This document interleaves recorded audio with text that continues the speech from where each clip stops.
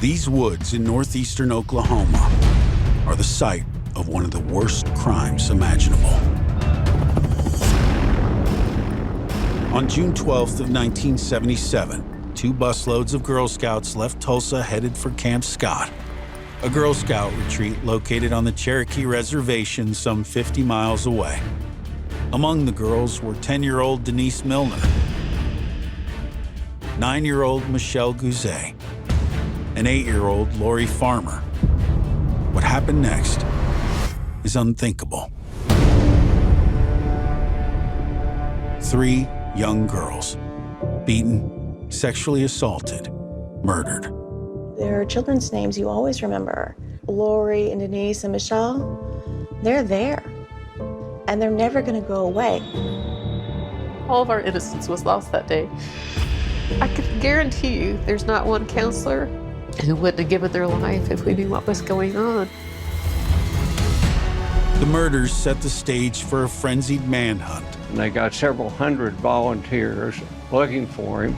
And a bewildering legal battle. You can't change your fingerprints or shrink your feet. 45 years later, there are still no answers in Oklahoma's most notorious crime. It was my prayer that justice would be served. But now, an unlikely series of events has pried open the past, revealing secrets that could break this case wide open, unearthing the truth behind the Girl Scout murders.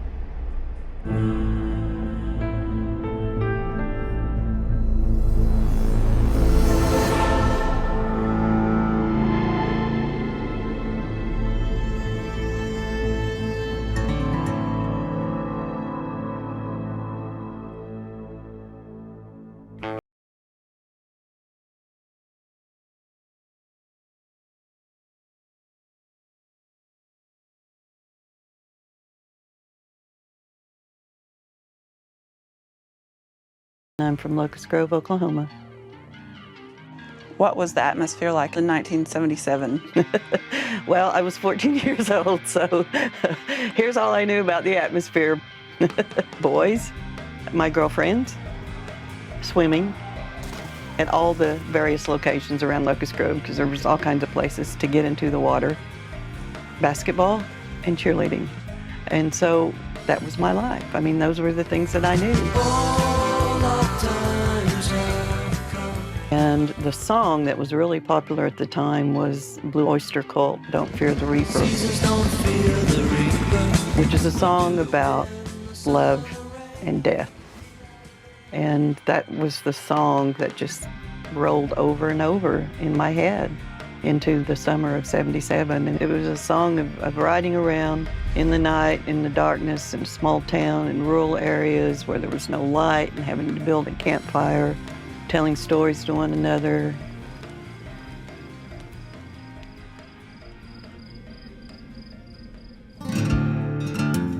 In 1977, all of the places that teenagers went to had to do with water. I mean, there were no hangouts around here. There was really nothing to do other than get in your car, your truck, and go to a water place. You go to Big Hollow, you go to Humpback, Rock Crusher, Twin Bridges, Devil's Cut. You know, you go to the creek or you go to the lake and hung out at night, you know, smoked some things probably and drank a few things you weren't supposed to. The water attracts us. It attracts us all. It's the reason Camp Scott existed where it did.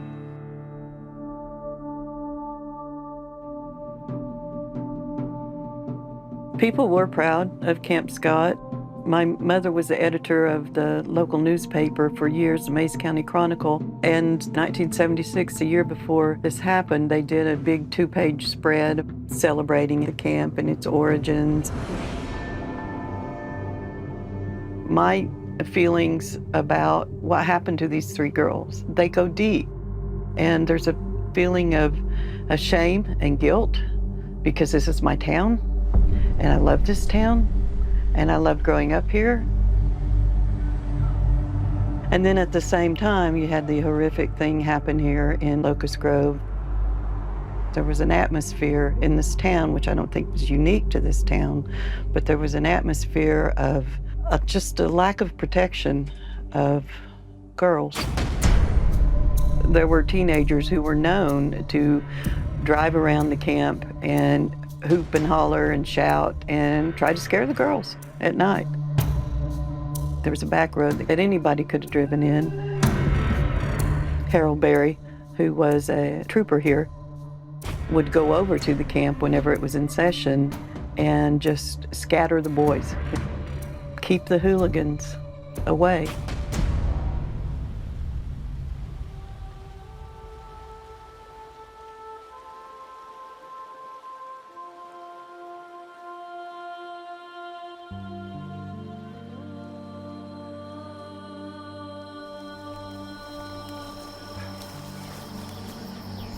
Wow. Oh, look, we can get bricks from the park. It seemed much bigger. Wow. And the library sit over there on those two walls. And there was an indoor and an outdoor to the kitchen, right? Yes. And then the latrine and then the pool.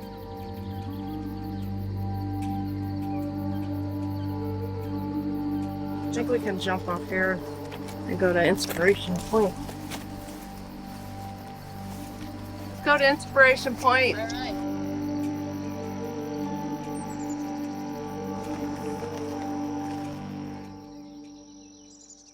I'm Carla Wilhite, and I was a counselor here at Camp Scott in 1977. We would ride down here on the buses. It was kind of like an experience because you're leaving the city behind, and you're winding down these country roads into Locust Grove.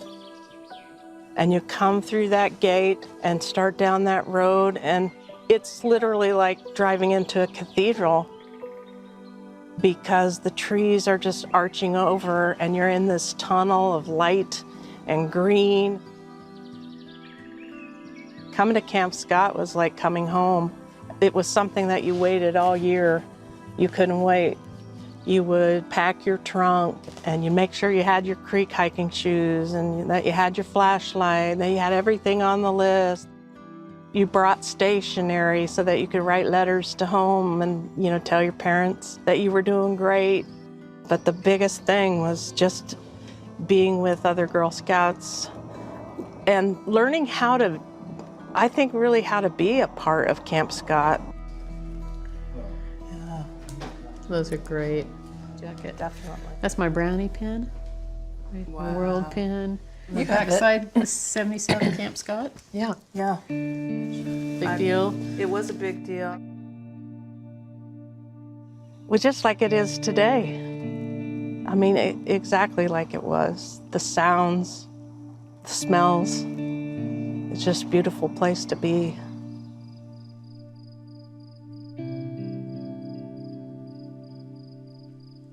My name is Barbara Day, and I was the director of Camp Scott in June 1977. The whole camp was woodsy.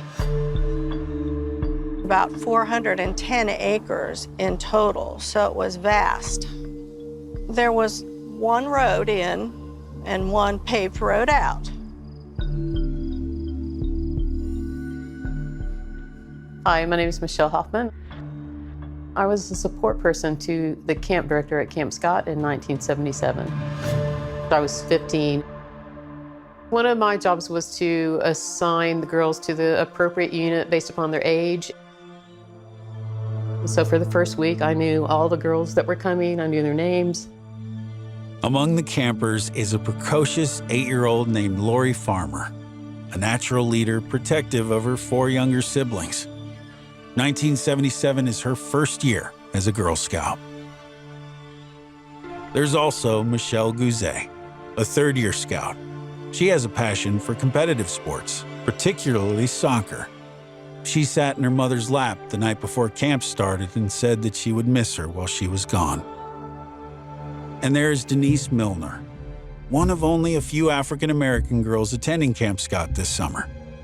Like her tent mates, Lori and Michelle, She is multi-talented, participating in gymnastics, tap dancing, and the church choir. As I began to board the bus, I saw Denise and her mother. Denise was visibly crying and upset. So I walked over and introduced myself, said, "Hey, I'm Michelle. What's your name? Come on, we're gonna go have a great time. You can ride with me." And we climbed on the bus, and she was sitting by the window, and I was telling her all the great things that we're gonna do at camp. And her mother came on the bus, Betty, and she was like, I could tell she was worried about her, right? And she was, so she can call me if she gets homesick. So I was like, I'll make sure she's taken care of. And we had very little conversation because she was nervous and she just kept looking out the window. But when we got to camp, we hit Cookie Trail. I was like, so this is Cookie Trail, and all your cookie money goes to help maintain this camp and this trail. When the bus stops, you end up at the staff house. You're gonna find out what unit you're in. Quapaw, Kiowa, he was Comanche, and the youngest girls were in Cherokee. The tents are arranged typically in a somewhat circle or U shape. The counselor's tent by the trail that came into the camp. Tent 1, 2, 3, 4, 5, 6, 7. Lori, Denise, and Michelle were assigned to tent number 7. Absolutely felt safe here. Never had any fear of anything. Yeah, it would be dark at night, but you know, by the time that you've been here at Camp Scott for I don't know how many years, you could walk the trails without a flashlight at night. You know, this is a big facility, and there were 230 campers, 30 staff, and 10 counselors in training, and a ranger and his family. And my husband was still there that first night, thank goodness.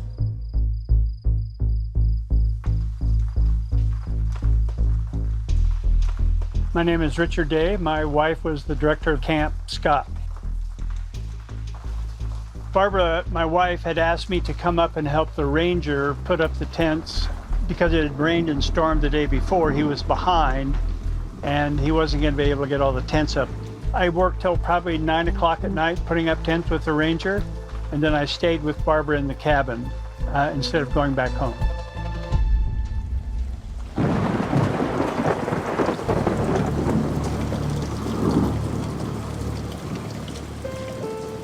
But that night, it started raining. Scattered showers and thunderstorms, occasionally heavy, producing local flash flooding in some areas, particularly in low-lying places and also in urban streets. It was a big Oklahoma thunderstorm. It was raining hard and loud. So we were up at Great Hall when the storm started. You're in northeast Oklahoma in a storm with all the different trees and the wind whipping through, lightning and thundering.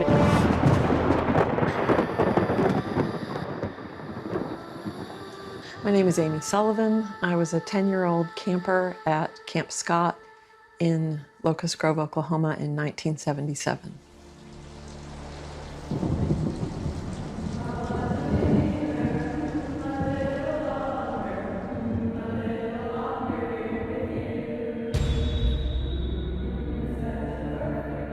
We sang on the singing porch for a really long time. I think they were just kind of hoping to wear us out and hope the rain would stop. But I think at some point it started to get dark and they just wanted us to get back to our tents. And so we did singing porch out here underneath the cover and sang, and it kept raining and raining.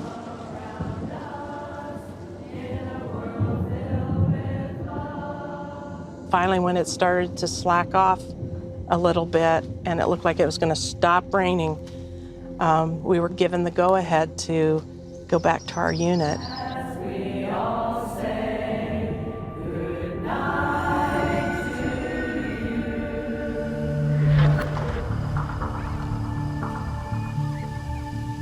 as we hiked back down to the unit, you know, the trees just continued to just drop rain on us.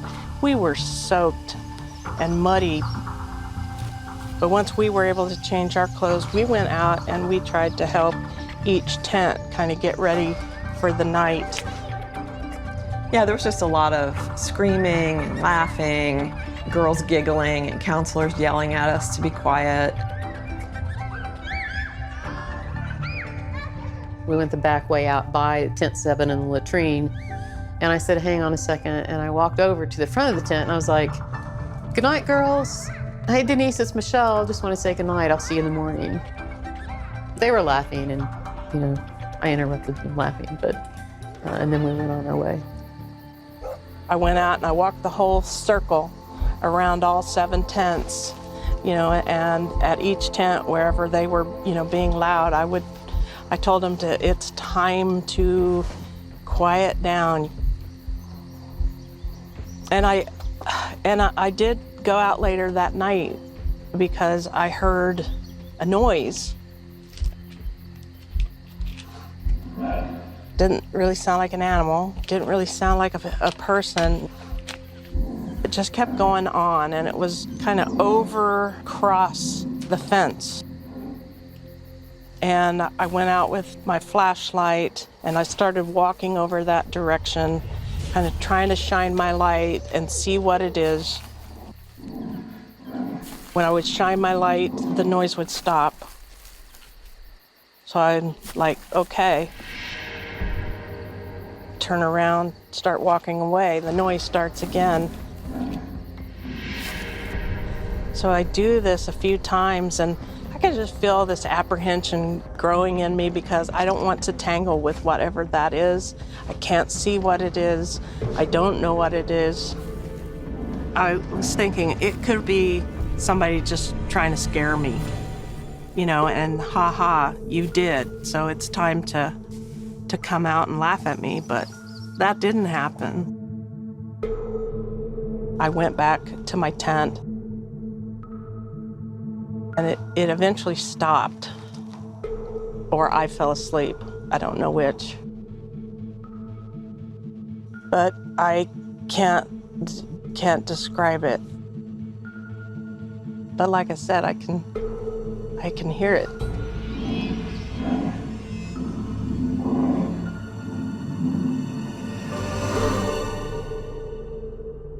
I guarantee you, if she knew what that noise was, if it was associated with what was happening, she would have given her life in a second.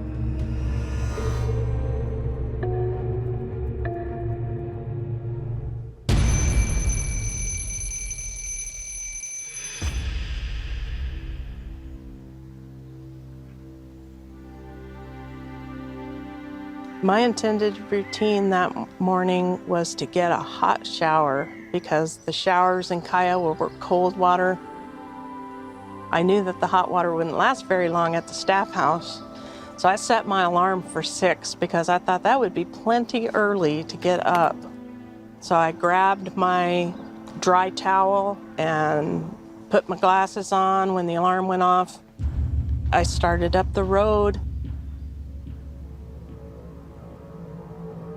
And I looked over to my right and I saw some sleeping bags in the road. And the first thing that I thought was, oh my gosh, you know, some sleeping bags must have fallen off the truck when they delivered all the girls' luggage. I better get it. But then as I started walking closer, I could see a body. And then closer, could see it was a young girl. And recognized as I approached that this young girl, she was motionless. She wasn't breathing. It was just an overwhelming recognition that, you know, this child is dead. I know it sounds completely crazy, but the only thing I could think that made sense is that one of the girls had become scared during the night and ran into a tree because they were just at the foot of a tree. I came right back to the tent. I woke Dee up, I woke Susan up, and I said, we've got to count our kids. There's a dead kid in the road. They were just like stunned, as I was, but I started at tent 1, and they ran to other tents.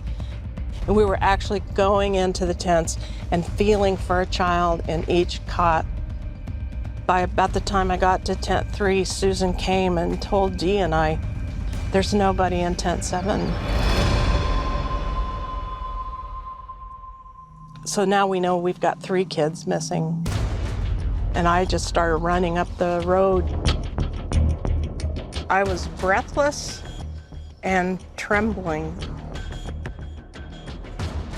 Richard and I were sound asleep, and it was barely light, and terrific banging and hollering. It's kabang, kabang, kabang, kabang. Startled me and Barbara, and so I got up and answered the door, and they said they had done a check and that 3 of the girls were missing from a tent. They said they saw some sleeping bags beside the trail. And Richard just bolted like a bullet.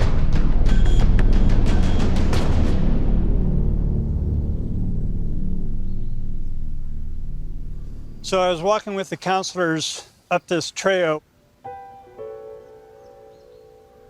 I picked up one sleeping bag, and you could tell there was a big lump in the bottom of it. And then I picked up the other, was the same kind of feeling. I did not look in the sleeping bag.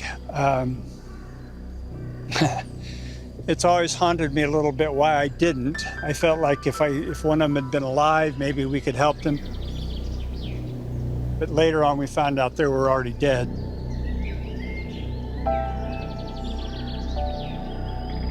There's a kind of a quiet sense of what it was like that day. And it's a little unsettling to be here where the girls were found. Everything felt really surreal. Like, this isn't really happening. I'm not really awake. I just couldn't believe how something like that could happen. And boy,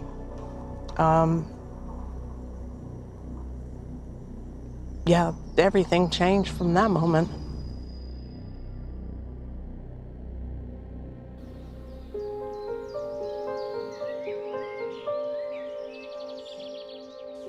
My name is Kent Freitas. I'm an Oklahoma City author and attorney, and I'm the author of Oklahoma's Most Notorious Cases. One of the girls was out of the sleeping bag, and the other 2 were zipped up in the bag. The one that was out of the bag had a blow to her head. The other 2 sleeping bags were zipped up, but when they were unzipped, they discovered the other 2 girls had also been beaten, and all 3 of them were dead. They had been restrained with duct tape in one way or another, and one of them had a piece of cord around her neck that had something on it that they later determined was a gag. Right away, of course, they called the authorities. Harold Berry, a highway patrolman who lives nearby, is the first to arrive on the scene, followed by Mayes County Sheriff Pete Weaver and agents from the Oklahoma Bureau of Investigation, known as the OSBI. The first responders observed that both Lori Farmer and Michelle Guzet had very likely been knocked out by blows to the head with blunt instruments, while Denise Milner appeared to have survived longer than the other 2 girls, because her body was still warm when the authorities arrived. All 3 girls were sexually assaulted and found about 150 yards away from Tent 7.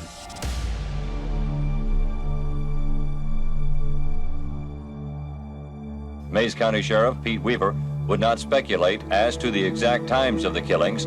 Did anybody else hear anything, Pete? No one. No one. We've canvassed the area. There's not been any commotion, nothing out of the ordinary. As police descend on Camp Scott, the counselors do everything they can to hide the tragedy from the young campers.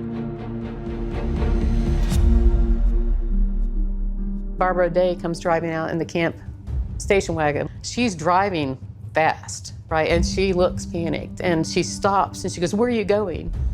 "Get up to the Great Hall." She'd never talked to me like that, ever. I wanted all the girls off the campsite as fast as we could get them. I invented the story that we lost our water supply. We had no more water, so we couldn't cook, we couldn't drink, we couldn't bathe. We got dressed and proceeded up to the Great Hall, and we were walking along the road towards the Great Hall, and 3 ambulances and then 3 hearses drove by us and turned. And I did not think twice about that. It's kind of profound to me that it just didn't register as something was wrong. We went on a creek hike, and that's when I thought things were a little bit kind of strange. All the counselors were sitting kind of back near the woods. They were not down interacting with us. They were sitting there and they were kind of holding their knees. Counselors who'd been so nice and so fun the night before were just very reserved and stoic. We got back from the creek hike and the buses were there, which was really disorienting. And they're like, "Well, girls, you gotta get on the bus, you gotta go." All of our luggage was in this kind of pile, and there was like this circle drawn around it. So then we went back to Tulsa. I found my grandma. She was upset. We got my stuff, got in her car. And at one point, at a stop sign, or stoplight, I said, "Grandma, why did I have to come home? What happened?" And she's like, "Oh, honey," and she just started crying. And she goes, "3 girls were killed at your camp." And that was just incomprehensible to me that that could have happened.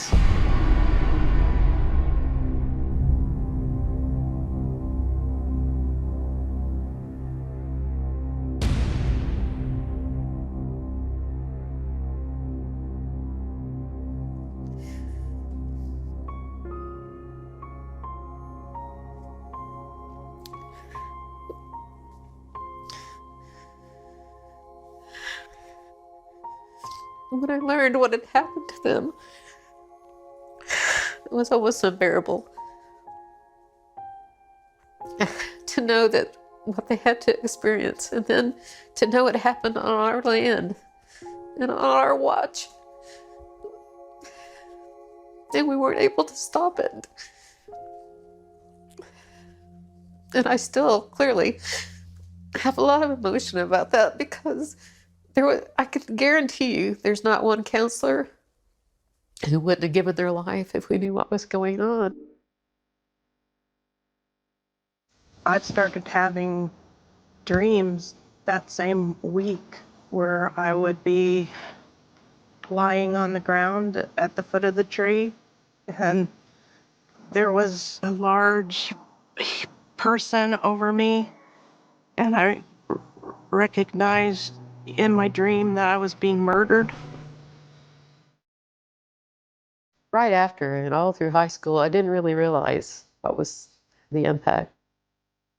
I started experiencing depression, and I couldn't tell you why, and I started having major anxiety attacks that were debilitating.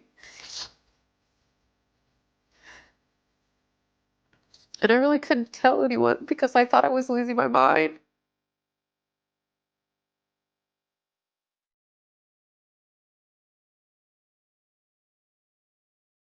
It had conquered me, that you don't ever master that kind of fear or that kind of experience.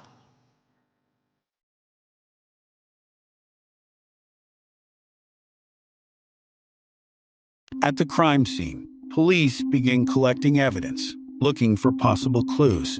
They find a red flashlight left by the bodies, its lens covered by plastic with a hole in it to make it harder to be seen at night, and multiple prints. A bloody boot print on the 10th floor, along with the print of a tennis shoe. But just as the investigation is getting underway, and before any evidence points to any particular suspect, the local sheriff states he knows exactly who committed the crime. Immediately, Sheriff Pete Weaver identified Gene Leroy Hart, who was a Cherokee Indian, as the prime suspect. Hart was a felon who had escaped the county jail. He'd been loose in the woods around there for over 3 years, going on 4 years. Gene Hart is a complicated character, a hometown hero well known in the community as a charming football star, but also a man who had committed a series of terrible crimes.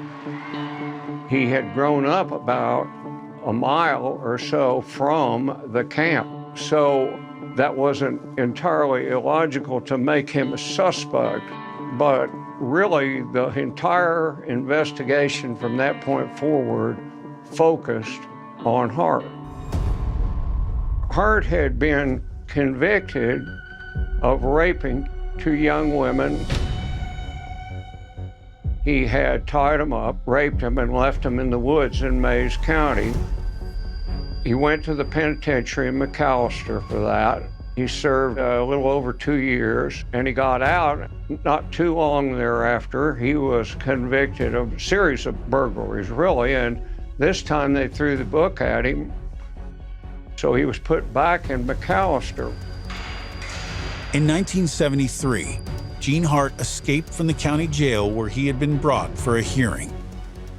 He was gone about 10 or 11 days, and somebody convinced him to turn himself back in. He turned himself back in, but he didn't like jail, so he just escaped again. Now, 4 years after those incidents, Hart is the only suspect in the Girl Scout murders, and law enforcement is on the hunt for him yet again. Police expected it would be difficult to find the suspect here in these hills because he is a native here, an outdoorsman, and has successfully evaded the police for more than 4 years since he escaped from the county jail in 1973. As the hours tick by with no sign of Hart, rumors spread throughout the community that he is receiving shelter from local Cherokee families. We know that they have harbored him in the past and supplied him in the past. But Mays County Sheriff Pete Weaver seems ill-prepared to handle a complex triple homicide. Let's be real clear about Sheriff Pete Weaver. He was not a trained law enforcement person. He was probably unqualified to be a sheriff. He was likely unqualified to investigate any kind of a murder, much less a complicated murder. His background was that he ran cattle and owned a drive-in restaurant. He was a small-time politician, is what he really was. It was a posse, more than 200 townspeople at Locust Grove at sunrise today. There was a tremendous manhunt. It was huge, and they got several hundred volunteers, and they marched through the woods looking for him. That was totally futile. The woods over there are thick. They're hard to walk through, and besides that, you're talking about the summertime when there are mosquitoes. It's hot. There are chiggers. There's nothing worse than chiggers. The Oklahoma chigger is the most persistent animal in the world. It burrows into your skin and it itches for days at a time. They brought in dogs who were supposed to be these special dogs that could find anything, and all the dogs did was get worn out and get what amounted to heat stroke. After a week of scouring the Locust Grove area, officials found their first solid lead near the camp. law enforcement announces that 2 squirrel hunters have come across a remote cave, which appears to contain evidence that links to Gene Hart. In the coming days, authorities say 2 more caves with clues to the investigation are discovered, and inside them, law enforcement says, are photographs. The photos were identified as photographs of women who lived in the area of the Granite Prison in southwest Oklahoma. A photographer at the prison had taken the photographs. And one of Hart's prison jobs had been to assist that photographer. So they were reaching the conclusion from that if those photographs were in the cave, that Hart would have retained them after he got out of prison and left them in the cave. If he had been in that cave and left these there, it would have tied him to the murder scene. And then in the 3rd cave, somebody had scratched a note on the wall that said, the killer was here, and had a date. On June 23rd, 10 days after the girls were found in their sleeping bags, and based on the evidence the police said was found in the caves, the authorities charged Jean Leroy Hart with first-degree murder in the deaths of Lori Farmer, Michelle Guzet, and Denise Milner. But many locals and others tracking the developments in the investigation are surprised, even skeptical. And we've been told that so far all of the evidence that you have gathered on Mr. Hart has placed him in the area and connected him with the photographs, but that you have not been able to place him at the scene of the crime. Is that correct? Again, you're asking me to discuss evidentiary matters, and as a prosecutor, you can appreciate I can't get into the evidence. You'll have to accept my statement that I had sufficient evidence at the time the warrants were issued for the probable cause to charge this defendant with the crime. My name is Faith Phillips. I'm a Cherokee, an author, a former attorney, and I live in Locust Grove, directly across from Camp Scott. Sheriff Pete Weaver, at the time, did say that he would shoot Gene Hart on sight if he had the opportunity, thus confirming rumors amongst the Cherokee people that Gene Hart wouldn't have a chance at a fair trial. We have a long history of Cherokees not receiving equal protection under the law.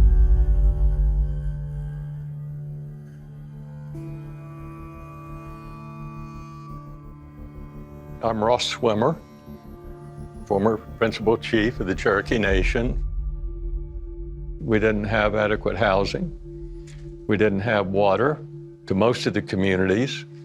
We didn't have roads that were passable in many areas of eastern Oklahoma. We had very poor schools.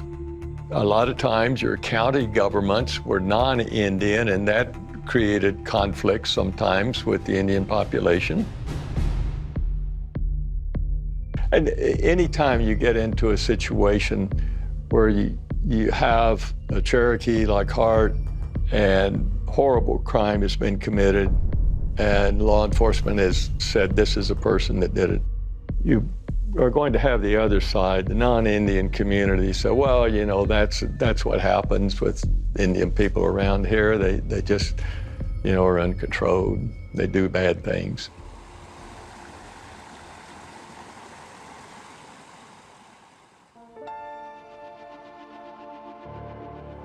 My name is Kendessa Teehee in English, Cecile Woy in Cherokee, and I am a professor of American Indian Studies at Northeastern State University. There's always been a really strong suspicion of government in general from Cherokee traditionalists. And so when they start saying, you know, there's this full-blood Cherokee man who has all of these ties to traditionalist families and to traditionalist communities, it wasn't necessarily about his guilt or his innocence. It was, he's not going to get treated fairly. The killer has not been caught. Authorities are still meeting after 2 weeks to try to find the best strategy to use. Alarm will form here. We'll move through here. Now, in general, The sheriff and the Sid Wise, who was then the DA, they were mostly just making excuses that they couldn't find him because, again, it was sort of an insult to their authority. I mean, this guy, they hadn't been able to catch him for going on 4 years. I think Sheriff Weaver was pretty humiliated by this because while Gene Hart was on the run, he was hiding in plain sight. The community tells stories of him showing up at football games, showing up at funerals. He was at public events, and the sheriff's office still couldn't catch him. Oh, there were all kinds of rumors that he was heavily armed, that he had the help of Cherokee magic, and he was a shape shifter, and that he was being spirited away whenever they got near him and that sort of thing. There were all kinds of stories because he was so hard to find and had been hard to find before. But some of the law enforcement was actually doing some smart things. I mean, they were trying to find people who were Cherokees that they could talk to who would help turn this guy in. There was an agent named Larry Bowles who apparently was a very good agent because while everybody else was out beating around in the woods, getting nowhere fast, he was trying to talk to the Cherokees and find someone who would finally talk to him and impress upon him that, you know, this was a horrible, serious crime and convince him that Hart would get a fair trial. The manhunt stretches on for 10 months. And then there's a break. It was just chaotic. Everything surrounding the trial was controversial. There was a lot of manufactured evidence, a lot of sloppiness in the whole procedure. There was not one person done it by themselves. We all 12 agreed on that.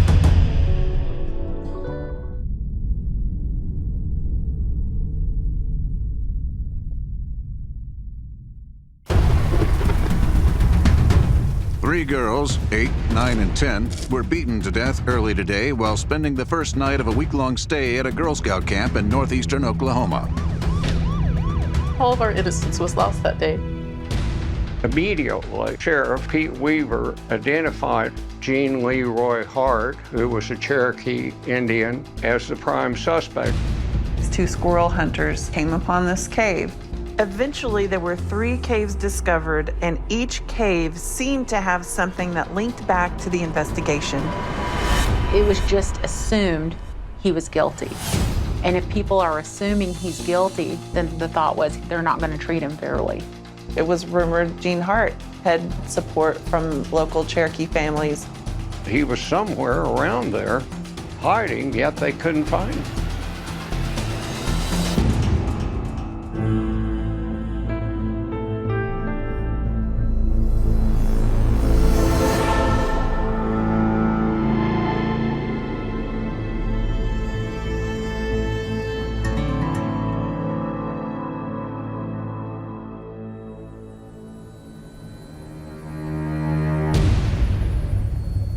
The murder of the 3 Girl Scouts shocked Oklahoma.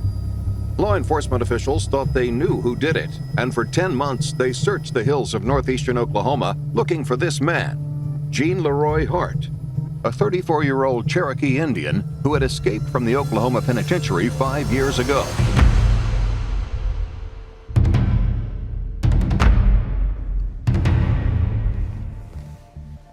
My name is James R. Powell. I was an agent with the Oklahoma State Bureau of Investigation for 17 years, worked primarily in the 70s and 80s. I worked with many of the agents that were at the crime scene, and I learned what I know about the original case from those agents. Gene Hart was a local. He only lived within a mile of the crime scene. He had been convicted of 2 previous rapes earlier on. He had escaped from the Mays County Jail several times. So there was some history there between Mays County Sheriff's Office with Gene Hart. The sheriff at the time, Pete Weaver, didn't particularly care for Gene Hart, and he was identified early by Pete Weaver as being the primary suspect. Well, obviously the only way anyone was going to be able to find Hart was to talk to Cherokees, because nobody's familiar with this land the way we are. So they were going to have to find someone who was willing to give him up.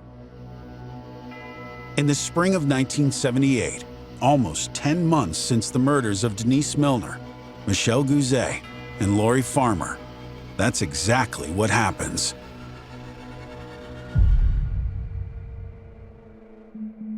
My name is Susan Cadeau. I've been a broadcast journalist in Oklahoma for 33 years.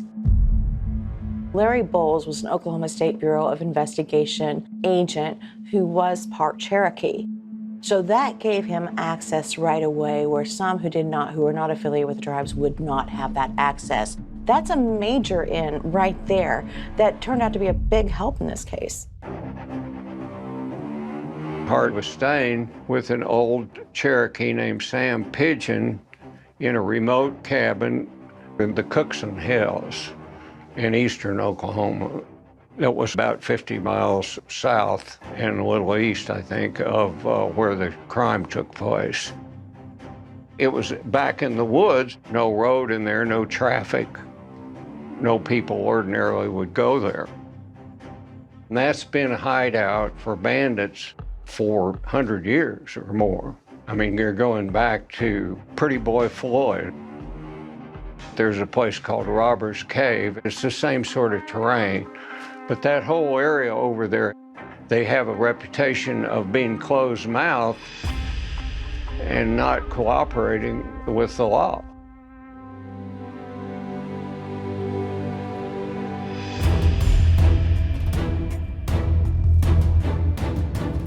On April 7th, 1978, an army of agents from the Oklahoma State Bureau of Investigation moves in and surrounds the shack. Hart did not put up a fight. I'm very happy to announce that at 4:15 p.m. today, agents of the Oklahoma State Bureau of Investigation arrested Gene Leroy Hart at a rural residence in southern Adair County. How do you feel at this moment, now that it's been captured? I don't know. I've tried not to think very much about Mr. Hart. I don't know whether he did it or he didn't do it, but I felt all along that he had to be caught, that perhaps he held the answers that we all need to know or want to know. One of the things they did when they found him is they took kind of a celebratory picture where they surrounded him, and they all wanted to get some credit for it. He was arrested, and you might be interested to know that they did not put him in the Pryor jail. They took him immediately to McAllister, to the state prison. He'd broken out of there twice, that was enough. Hart is charged with first-degree murder in the deaths of the 3 scouts. The prosecutor, Sid Wise, declares he will seek the ultimate punishment available under the law, the death penalty. But Sid Wise is quickly consumed by controversy. It was discovered that Sid Wise, who was the district attorney at the time, had made a book deal with a reporter or journalist named Grimsley. There were accusations and some proof that Wise had given him what were believed to be confidential documents, and because of this controversy, Wise was removed as one of the prosecutors. Replacing Wise is Buddy Fallis, the longtime district attorney of nearby Tulsa County. For the defense, 2 young lawyers, Garvin Isaacs and Gary Pitchlin, both Native American, are hired to represent Hart.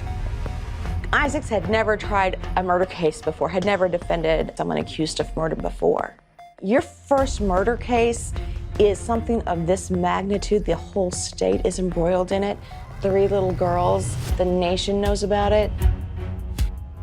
What a first experience for him in the courtroom with this bombshell of a case. In June of 1978, the preliminary hearing gets underway.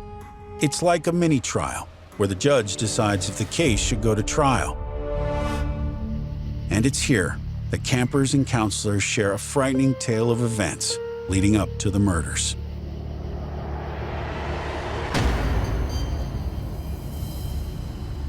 Every spring, the council would host what's called a cadet camporee, and it was just for the certain age of Girl Scouts to get together from across the council to learn even more skills and activities and to have a chance at leadership and adventure.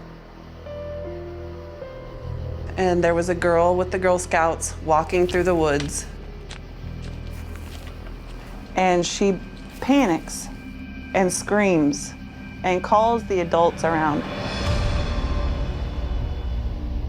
And there, hanging in the trees, is what is described as a particular assemblage of sticks. It's also referred to as an effigy. So it's hanging there in the trees, and the little girl said it looked like a man was hanging in the trees. The adults didn't think that it was anything of note. Apparently they didn't see what the girl saw in that assemblage of sticks.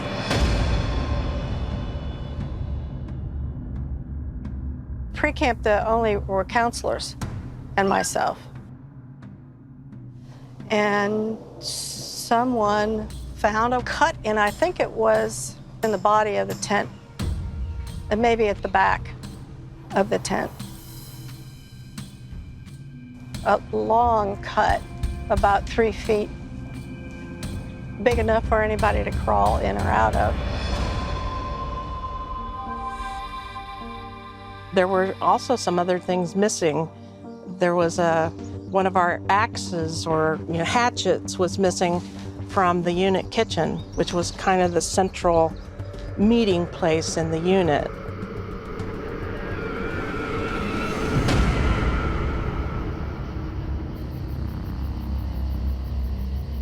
That night, for some reason, I decided to sleep in the staff house.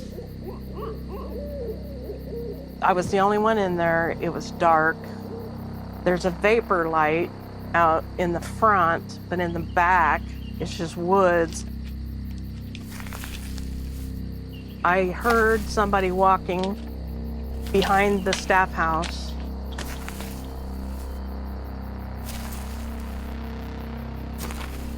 I was like, what the hell? And then somebody scratched on the window screen. I yelled, yeah, who's there? Because I was still thinking it could remotely be somebody just trying to scare me, and ha, you did. So it's time to come out and laugh at me, but that didn't happen.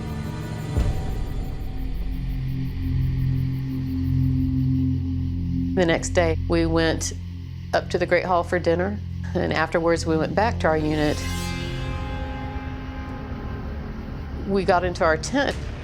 The tent was just in disarray. Just stuff everywhere. And clearly our things had been gone through, right? So we were like, what the heck? And I remembered that my mom had bought me a big box of Hostess donuts. And I saw the donut box sitting to the side of the trail. All the donuts were gone, but inside the box was a note. And it was, those little bitty memo pads that reporters often use. So it was like 4 or 5 pages of that had been ripped off. The paper was dirty, like it had been carried around. And on this front one, it was in really big letters. It was this funky K with loops. And on the front page, it said, kill, kill, kill. And then there's a bunch of scribble on the second or third pages, and occasionally we say God, and just scribble. And on the last page, it said, we're on a mission to kill 3 girls.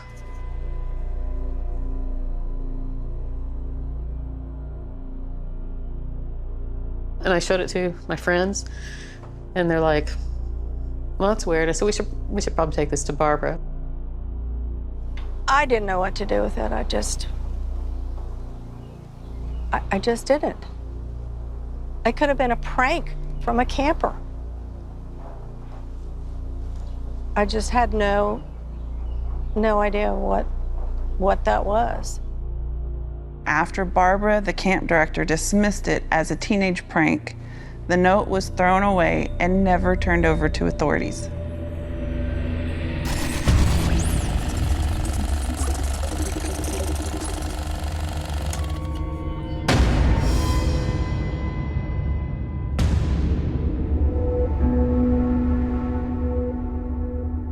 If I had known a tent had been slashed the night before Lori was to get on the bus to go, I would have never let her go. And you have a lot of teenagers involved with, as counselors or getting trained on the staff, you know, you're probably going to have some shenanigans going on. So when you see something like this, like the donuts being taken and the note being left and effigy being hung, and disturbing as those were, hindsight is 20/20. So I understand from the perspective of the parents that they see that there was some kind of negligence for not being informed. I also see the perspective of the director and the camp counselors, because it's 1977, you're in this beautiful place where they've only had wonderful experiences together, and there's absolutely no way to foresee that a murder like this could happen. What we don't account for are the monsters. We don't expect them. Even today, we don't expect them. At the preliminary hearing, the prosecution presents a number of pieces of evidence that they say connect Jean Hart to the murders, and which the judge admits into trial. Among them are items authorities said were found in the cave, where Hart supposedly hid out after the murders. The first of which are professional photographs of women. The photographer that Jean Hart had worked with at Granite State Prison confirmed that he had developed those photos with Jean Hart when he was an assistant while he was working in jail. Prosecutors also claim that sperm found on a pillowcase at the crime scene matched sperm found on Jean's underwear from prison, and that hairs found on the duct tape at the crime scene were tested and determined to be from a Native American. While all this is taking place inside the courtroom in Pryor, Oklahoma, outside, tensions are flaring. You'd have to live there to understand the dynamics between the Cherokee Nation and local law enforcement at the time. It kind of split the community into two sides. Jean Hart was a local. A lot of citizens of the Cherokee Nation, as well as some of the folks in Cherokee County and Mays County, thought Hart did not do it. It seems patently obvious that Hart was a violent individual based on the crimes that he committed previously. But if you're a Cherokee living here, there's an established history of the state acting sometimes as judge, jury, and executioner. Sometimes the state lied, sometimes the state framed people, and sometimes the state manufactured evidence. So it really wasn't that much of a stretch for Cherokees to believe that perhaps the state had framed Jean Hart. I understand that people get framed, right?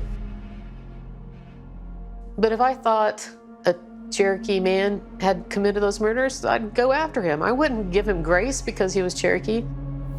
I didn't know this until I was like in my 30s, that my family had gotten calls from our family members who are Cherokee and said, if Michelle testifies against Hart, we're going to remove you from the family, right? I was like, that is so crazy. Michelle Hoffman chooses not to testify, but other counselors do. They were very solid on their suspect. They had no doubt. I mean, they had the firmness of their conviction that they had the right guy. And even when I went to Pryor, to the courthouse and testified, that they were confident that they had the right guy. On March 19th, 1979, 22 months since Lori Farmer, Michelle Gouzet, and Denise Milner were brutally murdered. The trial of the century in the state of Oklahoma begins. The day of the trial that I was there, it was just chaotic. Cameras, reporters. It's just like all of these characters with this huge audience watching. One side was, leave Jean Leroy Hart alone, he's been framed, and the other side was convinced that Jean Leroy Hart had committed this crime, had murdered these 3 babies. People have already formed those opinions. This was a powder keg in Mays County. You think of like the O.J. Simpson trial or something, it had a little bit of that aspect. So it was really kind of a circus atmosphere. It was a big deal. Everything surrounding the trial was controversial. It was mostly a circumstantial case. One of the main things they tried to do was to link Hart to those items in that cave, because it would indicate that whoever had been in the cave had been involved in the crime. That was important to the prosecution because those were the things that would link him to the crime itself. It's very important to understand this trial was before DNA. DNA had not become a tool that could be used either to prove innocence or guilt at this time. It was pre-DNA. The main thing they were looking for were hair and fiber and blood evidence. So they did put on, as they called it, scientific evidence. There were hairs found on the duct tape that the girls had been bound up with that was what was described as Native American hair. They used that to try and implicate Hart because, of course, he was a Cherokee. But the idea that hair could be matched, even at the time, that was not good science to believe that hair could be matched. Though DNA testing is not yet available, the prosecution also claims that sperm samples taken from Jean Hart's underwear are similar to the sperm found in one of the girls' sleeping bags. There are a lot of questions surrounding the collection methods and the comparisons. And one of those questions is that Janice Davis, the forensic scientist for the Oklahoma State Bureau of Investigation, collected Jean Hart's underwear out of the jail months after he had been gone. And so, of course, it was decomposed. That's what sperm does over time. Now, there are some interesting things about evidence that didn't get in that would tend to incriminate Hart, but were properly excluded by the judge. When Hart abducted and raped 2 women, he tied their hands together with a certain kind of unique knot, and the girls were tied with that same knot. The only way you could put that into evidence, you'd have to disclose to the jury that he had a prior criminal conviction, which would be improper if he didn't take the stand. If a defendant takes a stand, that opens up the door for the prosecution to be able to get up and ask questions as well. And the defendant would have to be extremely careful about what they said on the stand. You don't want to bring up a criminal past. It will taint the jury's opinion of the defendant. So that's why they want to keep prior offenses out, so that the jurors can deliberate and hear evidence just on the one offense they're being presented with at the moment. After a week of testimony, the state rests its case and the defense takes over. There was important evidence at the scene which tended to exonerate Hart. There was a bloody footprint on the floor of the tent, and it was not Hart's footprint. It was the wrong size. The footprint was, I think, a 9.5, and Hart's feet were 11.5. So you can't change your fingerprints or shrink your feet. So, you know, those are scientific pieces of evidence that fly in the face of the allegation. There was a thumbprint found on the flashlight, and it was not Hart's. So there was exonerating evidence found there, as well as evidence that implicated him. There was things there that would lead you to believe that someone else either involved or did the crime. One of the most controversial claims that the defense put forth in the trial was that some of the evidence had been planted by Sheriff Weaver. Specifically, the photos of the women that had been taken by the photographer at Granite Prison. The deputy sheriff said that he had seen these in Weaver's office at a time before the murders were committed. The evidence that did link him from the cave is questionable. I've interviewed a witness who says that he was a deputy sheriff at the time and that he saw those items in the sheriff's office after Gene Hart escaped. So the only way they could have been found in the cave is if somebody from the sheriff's office put them in the cave and allowed them to be found. So that's why I think that some of it was planted. Hart's attorneys did not want to put him on the stand and give prosecutors a chance to cross-examine him. Well, how do you get someone's story out if you can't put them on the stand to tell their story? The next best thing is a press conference. And so that's what they did. And it gave Hart a chance to speak, to come across as sympathetic to the public, because this was such an explosive, divisive, horrible case. Public opinion was really going to matter.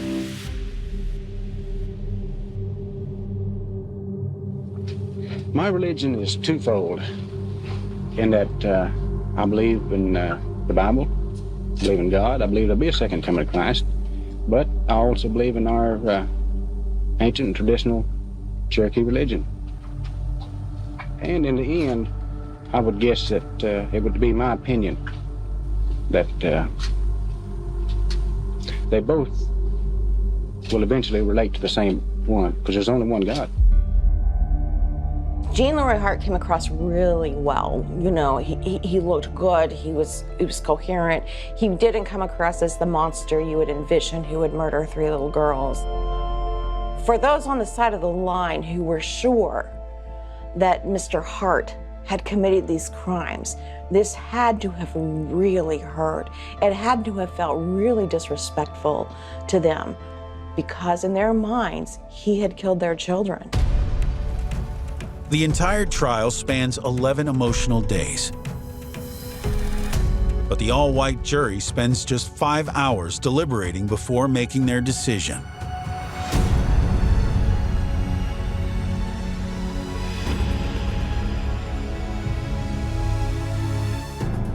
The Oklahoma State Bureau of Investigation was shocked when the verdict was read, that their work was not sufficient enough to get him convicted. Pete Weaver, I thought he was damaged by not getting the conviction. He never really seemed to be the same after that case.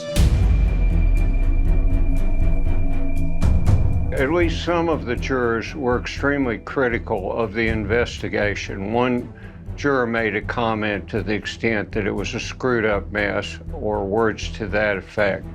Jurors make it clear that the shoe size and thumbprint that do not match Gene Hart are major factors in their decision to acquit.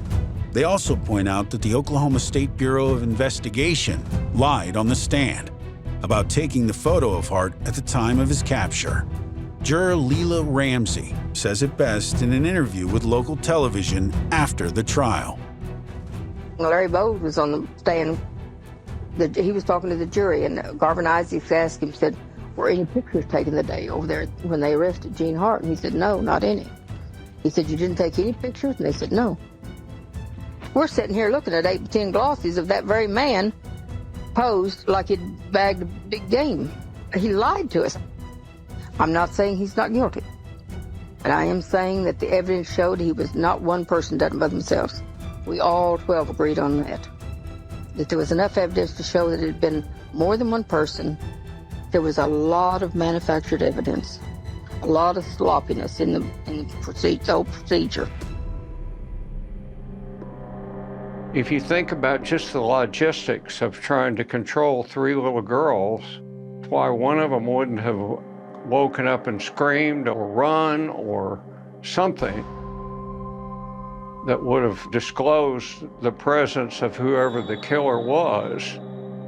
It's hard to see how one person could manage them all. Well, Gene Hart was returned to the penitentiary to serve the rest of his, what was 305 years of sentence for his previous crimes. He was only 35 years old. Unshakably convinced Hart was the killer, the Oklahoma authorities hope he will confess in prison. But those hopes die on June 4th, 1979. Within a couple of months, he had a heart attack and died. With Hart's death, the case of the Girl Scout murders is classified as open but inactive. And that's how it has officially remained for 45 years.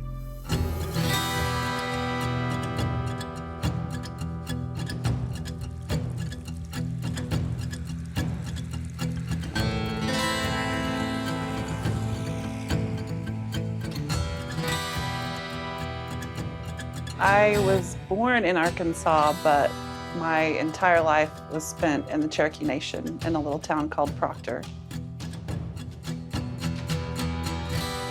So my sisters tell the story that I was 12 years old and I was perched on the edge of Mom and Dad's bed, just engrossed in this documentary about the Girl Scout murders. 27 girls had been assigned to Kiowa Unit. And I don't understand why I was, but I wanted to learn everything there was to know about the Girl Scouts. Lori Farmer was an avid reader like I was, and the night before she died, she was reading Where the Red Fern Grows. And I identified with Michelle Gouzet because she had asked her parents to take care of her African violets before she left. She had an interest in protecting even plants. And so I just saw a piece of myself in each of those girls. And I think even at age 12, I was really drawn to the idea that there had to be some kind of a reckoning for what happened to them. What happened to them could not be allowed to stand. Even at age 12, I knew that. So I went to law school and I graduated. I became a corporate attorney, and then I was really miserable. 10 years ago, I left a successful career in the law to pursue my dream of becoming a full-time writer. I didn't have actual success until my third book, which came out in 2017. And then I was working on my next novel in 2019 when the principal from Stowell High School came calling. So I got a job offer to teach creative writing at Stowell High School in the Cherokee Nation, where I'd graduated in the 90s.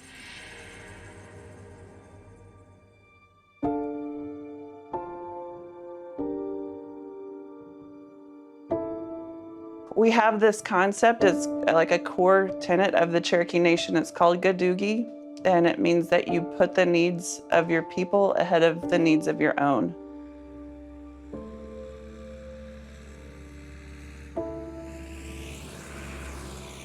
In the Cherokee Nation, we have a lot of great things, and then we also have some serious issues. And one of those issues is poverty.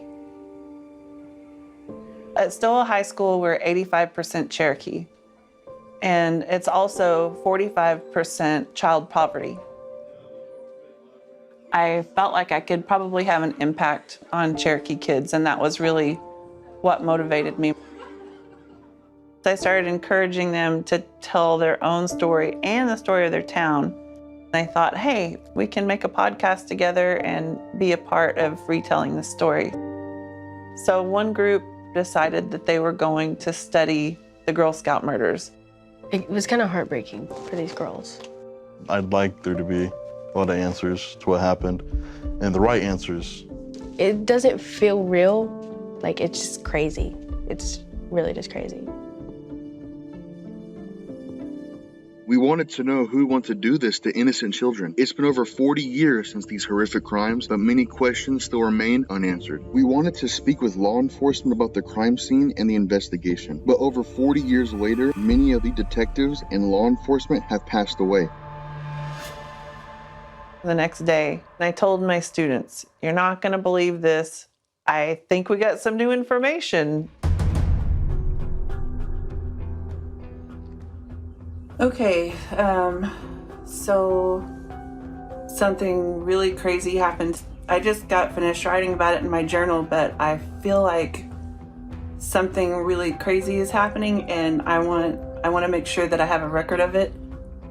So my students decided that they were going to research the Girl Scout murders for their podcast, and I posted about it, and I got this really kind of cryptic message that said, "If you're looking into the Girl Scout murders, there's someone that you really need to meet." And so I was curious, but also a little freaked out. I'd been contacted about Paul Smith, who was the sheriff of Mays County in 1980. He was elected after Pete Weaver left office. He was 97 years old, living in a retirement home, and he had some story he wanted to talk to me about. I wanted you to go, but I didn't want you to go alone, if that makes sense. You never know what could happen. Although, in my defense, I have the body of an NFL linebacker, and this is a 97-year-old man in a nursing home. So I didn't. But yeah. You may be crazy for saying that this guy got this information, but you're gonna be even more crazy if you don't go and look at it. Take a chance. Sometimes taking a risk can be the best thing that happened.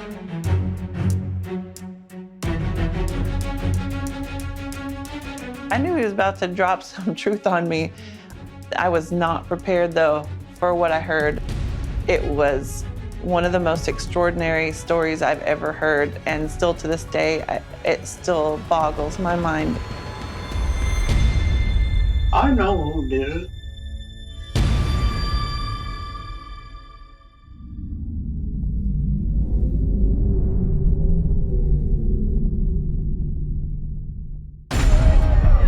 Everything surrounding the trial was controversial. It was just chaotic. Contentious may not be big enough of a word for what happened. There was a lot of manufactured evidence, a lot of sloppiness in the whole procedure. It was not one person done it by themselves. We all 12 agreed on that. They acquitted him of it because the jury says he didn't do it. Let's be real clear about Sheriff Pete Weaver. He was unqualified to investigate any kind of a murder, much less a complicated murder. They have never found the person who killed 3 young Girl Scouts.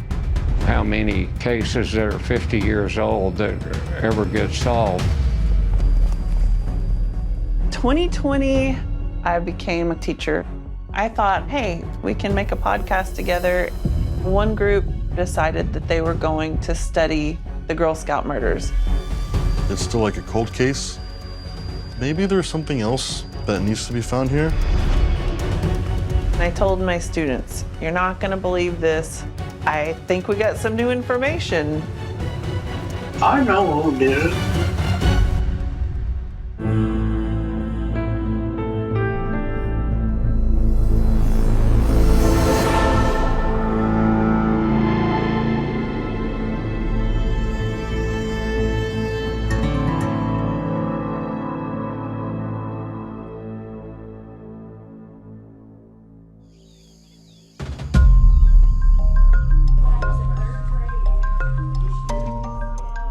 In the spring of 2021, high school students in Faith Phillips' creative writing class launched a podcast called 40-Year-Old Justice. We wanted to speak with law enforcement about the crime scene and the investigation, but over 40 years later, many of the detectives and law enforcement have passed away. So I posted about it on my social media, and a couple days later, I got contacted by this mysterious person in my direct messages. And this person said, if your students are looking into the Girl Scout murders, there's someone you need to talk to. Paul Smith was the sheriff of Mays County in 1980. He was elected after Pete Weaver left office. He was 97 years old, living in a retirement home, and he had some story he wanted to talk to me about. It was in the middle of COVID, and I couldn't even get in to see my own grandmother. So I couldn't believe that I was gonna get in to see this 97-year-old man in an assisted living center. But his caregivers arranged for me to get in to see him.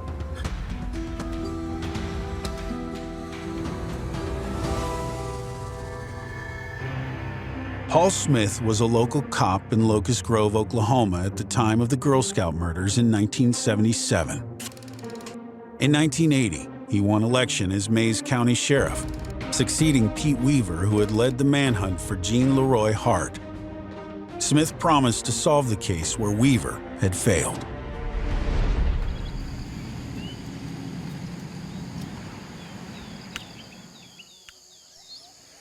I entered this room. His war medals from World War II were hanging on the wall.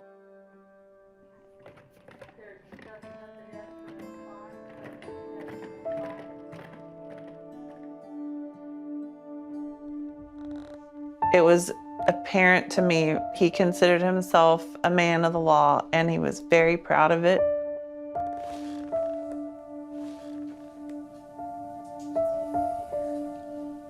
Dear Heavenly Father, we appreciate the many blessings that you bestow upon us in our lives, Lord, and this is a special day, Lord, as we do this filming and Paul gets to tell his story. He struck me as a person who was a truth teller. Can I bug you to say your name and when you were sheriff of Mays County? My name is Paul Smith. I was sheriff of Mays County from 1980 through 1984. I had always wanted to be a police officer. When I was a kid, I just almost worshiped those guys when I saw them on the street. In late 52 and early 53, I made application to the Tulsa Police Department. They finally put me in the Vice Squad. That was the beginning of the end for me. Paul had risen through the Tulsa police ranks, fulfilling his dream of becoming a detective. Ironically, his devotion to truth and justice would lead to his undoing. I testified against a bunch of rotten policemen. Several of the high-ranking people were taking payoffs. They indicted 19 people. The police commissioner was the chief of police, and some detectives, some prostitutes, gamblers. I had a partner. After he testified in that grand jury, they transferred him to the dog pound and then told me that I was going too. And I said, no, I'll give you my resignation. It ruined my career because I made more enemies among the police officers by telling the truth than I did friends. Left law enforcement for a while and then moved to Locust Grove. The chief of police was constantly asking me to go to work for him, so I did. Paul reluctantly went back into law enforcement, and by the summer of 1977, was working as a Locust Grove city cop.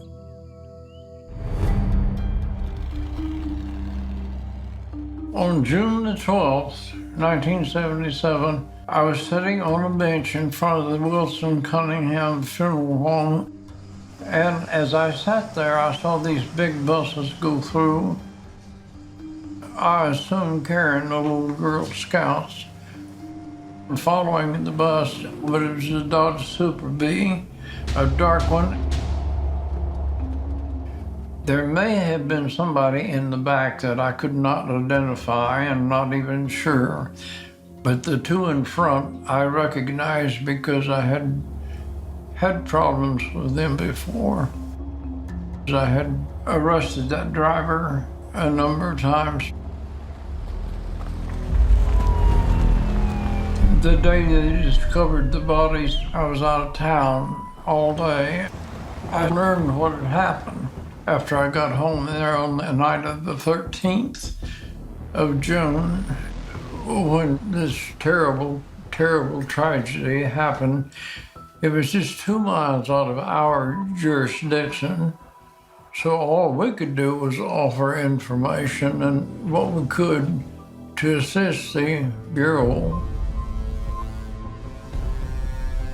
I've had all the training I could get, but I learned real early that you can't do a thing if you don't have informants. You have to have help. My informants, most of them were high school kids. In these small towns, there's nothing goes on in a small town that the senior high school kids doesn't know about. So within 3 days, I was given the name of 3 people whom my informant alleged were involved in the murder of those Girl Scouts.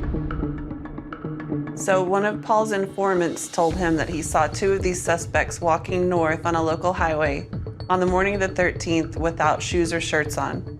Just after daylight, one subject walking toward town, and the other suspect was following him. The girls' camp was 2 miles south. According to Paul Smith's informant, it was the same 2 men Paul had seen in the front seat of the Super Bee, following the Girl Scout bus through Locust Grove the day before the murders. Are you able to say the names of the people you saw in the car? At this time, I'd rather not give their names.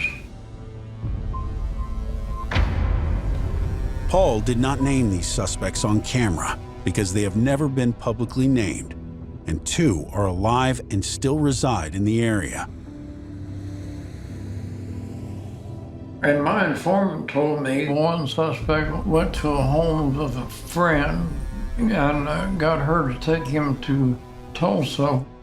He was barefooted. He obtained a pair of shoes and a shirt. He took a plane to Modesto, California.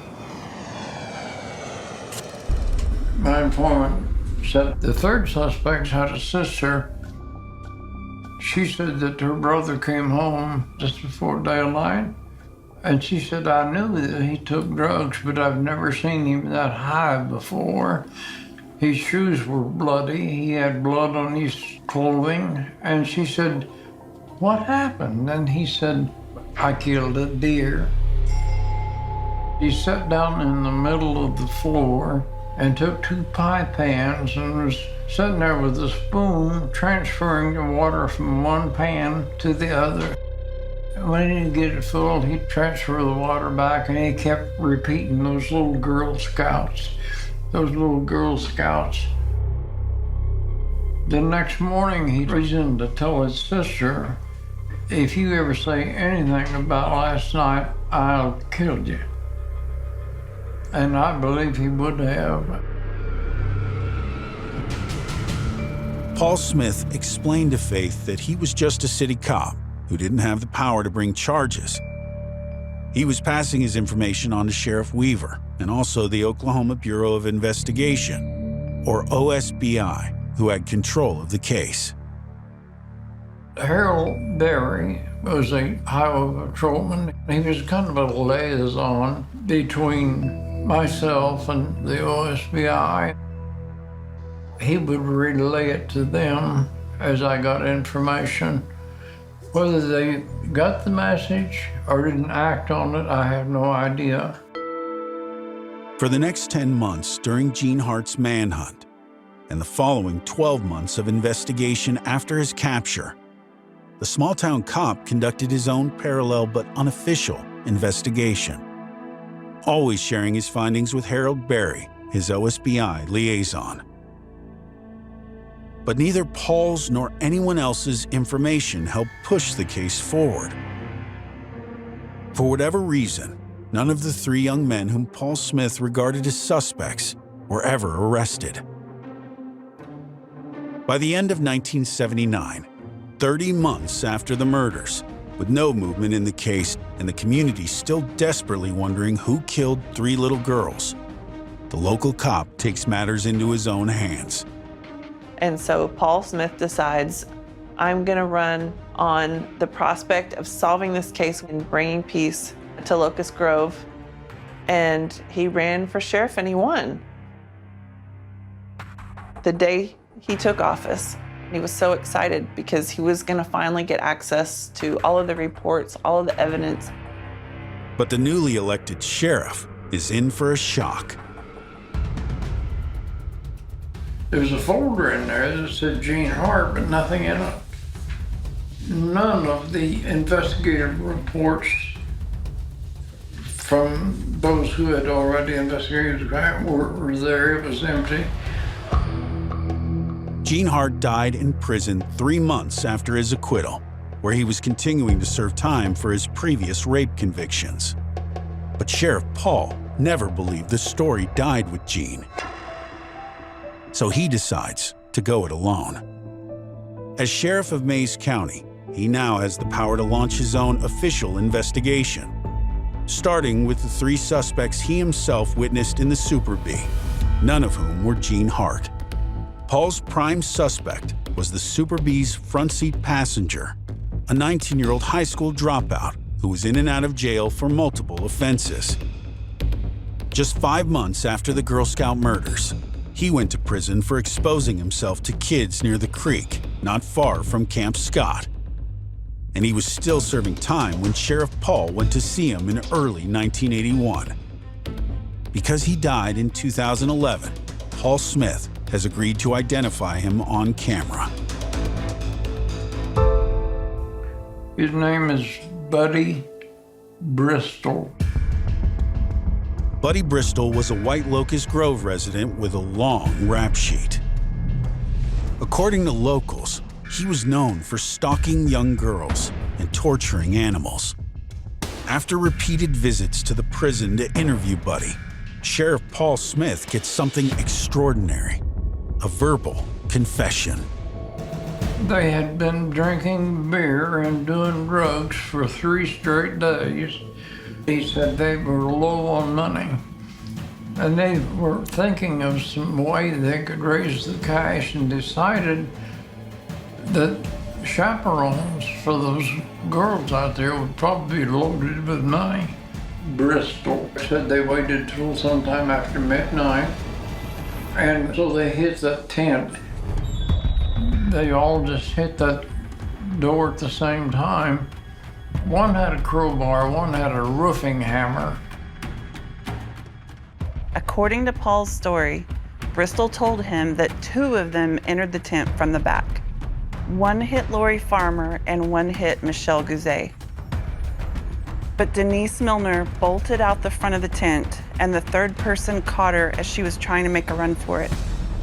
She got out the door. They had to go grab her, but she's the one that they tied that cord around her neck. Bristol told Paul that while the other men sexually attacked the girls, Buddy himself claimed not to have taken part. He said Lori and Michelle died quickly, but Denise remained alive. Then they took all 3 girls, placed them in the road, and strangled Denise where she lay. According to the confession, the 3 men intended to dispose of the bodies elsewhere. Someone either made a noise or an alarm clock went off, but it scared them. They dropped those girls. They got in the Super B, and one of the suspects was given the job of going to dump the vehicle, the murder weapons, and the bloody clothes. And that Super B was supposedly pushed into a river a few miles from Camp Scott. Buddy Bristol tells his story to Sheriff Paul Smith, but refuses to officially put it in writing and sign his name to it without a deal. He wants to know that if he gives a sworn statement on the record, he will be spared the death penalty. But Sheriff Paul knows it isn't a deal he has the authority to make. I told him that I couldn't make him any promises. That was the district attorney's job.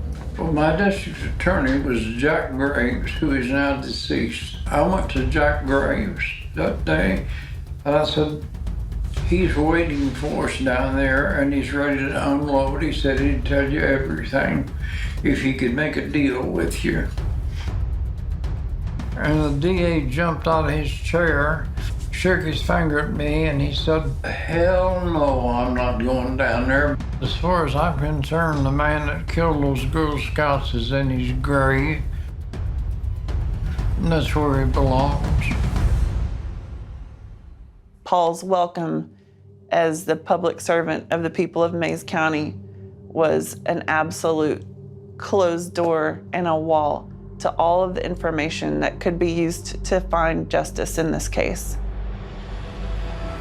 Angry but undeterred, Sheriff Paul continues investigating, and within weeks, a local man approaches him with more supporting evidence. This man is married to the sister of suspect number 3. She's the same young woman who had witnessed her brother bloodied and high on drugs the morning after the Girl Scout murders. The man tells Paul that his wife can confirm part of Bristol's confession, but she fears for her life. Her husband tried to get her to tell me her story, and she was afraid she wouldn't do it. And finally, I got a phone call one day, this young girl's husband. He said, my wife is ready to talk to you. Sheriff Smith sends a deputy to pick up the sister and her husband, but it quickly becomes clear that someone doesn't want the story told. When they stop at a toll booth on the way to Sheriff Smith's office, OSBI agents are waiting for them. 2 men stepped out of their automobiles and suits and walked over and took my 2 witnesses away from my deputy. When Sheriff Paul learns what happens, he makes a fast trip to Tulsa. And by the time he arrives, the agents have just released the witness and her husband. They'd separated them, one of them in one room, one interrogated in the other room. When the girl came out, she was visibly shaking, and I thought she was going to faint. She was as white as a sheet. Or the OSBI, they must have just scared the devil out of her. But they went home, packed up, went to Arizona, and I've never seen or heard from them since.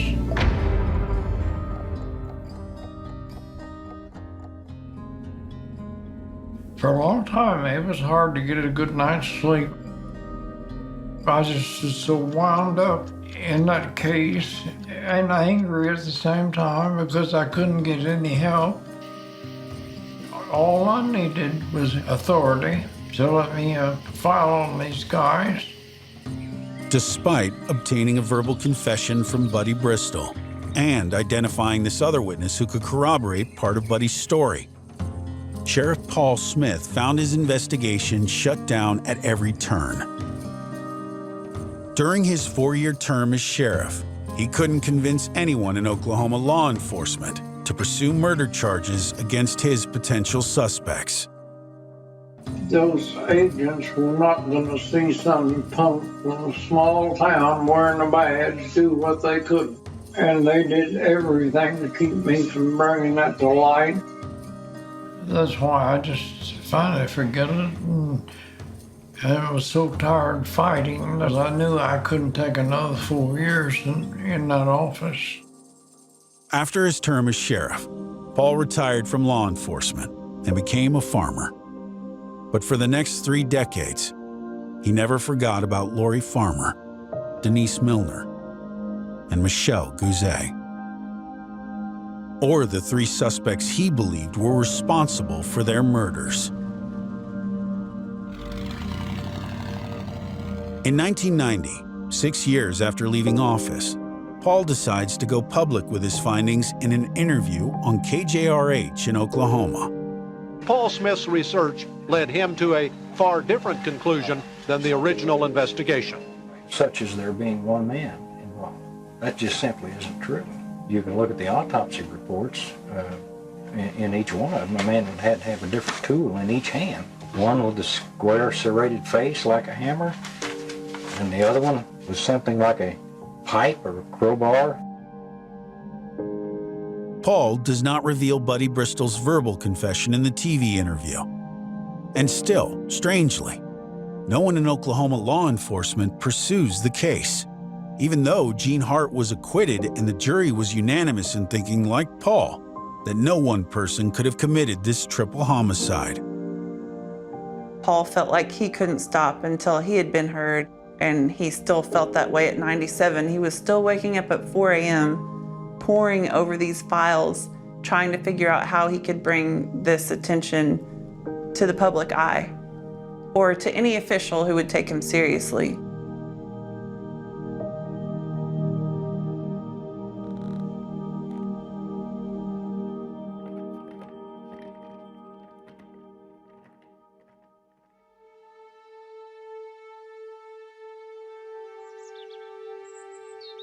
I couldn't really process it all at once because as someone who had studied the case, never had I ever heard of any of these names.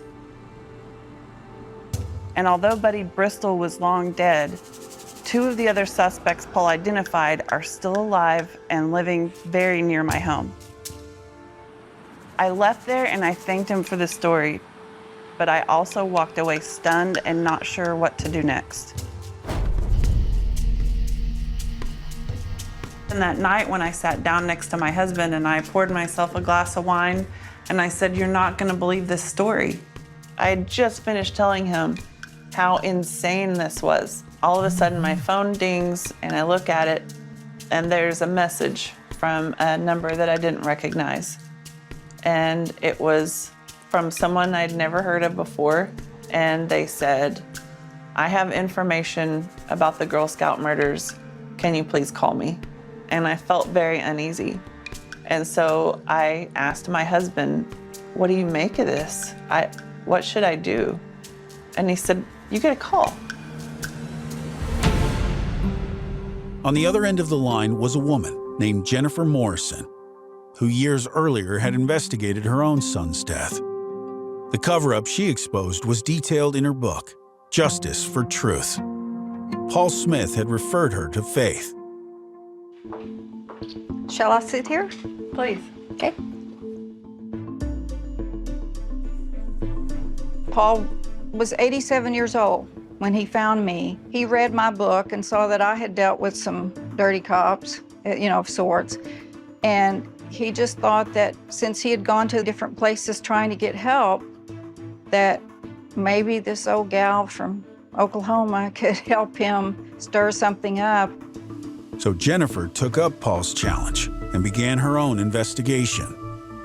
The jury had believed that Sheriff Weaver had planted pretty much all of the evidence against Gene Leroy Hart, and Paul believed that as well. So what he handed me was all of his investigation, the people that he had spoken to, the witnesses, their names, but was never allowed to pursue any of that. Jennifer worked her way through Sheriff Paul Smith's old files, creating her own brief of questions and facts. But when she approached the Oklahoma State Bureau of Investigation, which still controlled the case and owned the official investigative files, they would not cooperate with her. It seemed like either people were dead or they were attached to the OSBI, and I couldn't get over that wall. So I felt like I had failed. I just couldn't think of anything else to do. Morrison moved on to other projects, but in the spring of 2021, 10 years after she began looking into the Girl Scout murders, she suddenly and unexpectedly found herself back in the middle of the case. I get this letter in my mailbox, and it's from a person that I don't know. This person told me that they had been aware that I had reached out for information 10 years earlier, and that a Cherokee man who didn't want to talk to me back then, but he had since become ill. He needed to get some things off of his chest before his death. And he told this person that mailed the letter that he would write it all out and wanted it mailed upon his death. And he gave me pieces of the puzzle that Paul didn't have. In the deathbed letter, the Cherokee man David Sack describes what his nephew Michael Knott witnessed on the night of the Girl Scout murders, June 12, 1977. Knott confirmed the stories that Sheriff Paul Smith was told, that all three of the men Paul suspected were seen acting suspiciously in the days before the murders. According to the letter writer, one of Paul's suspects was a pedophile. And it was witnessed a day or two before that, talking and laughing, that they had found a place that they could station themselves near where the girls showered. In addition to revealing that the suspects spied on the young girls in the days prior to June 12th, the letter identified a fourth man with the group in the early morning hours before the murders, who was also a known pedophile. But a fourth man. Surprise, surprise. Morrison hadn't seen Paul Smith for several years, but she tracked him down. She wanted to tell him she uncovered an additional suspect. When I went in to see Paul, I noticed that he was smaller. He'd shriveled up quite a bit. He was no longer able to walk, but he had the sheer will to live, to see this case solved. When I came in and told him, Paul, I think you've got a fourth man, and he was so excited. He said, there's this lady, she is a school teacher and an author and an attorney, and she's teaching school over here at Stillwell, Oklahoma, and her kids are going to do some kind of project with the Girl Scout case, and he gave me Faith Phillips's number. And I immediately texted, and so it began.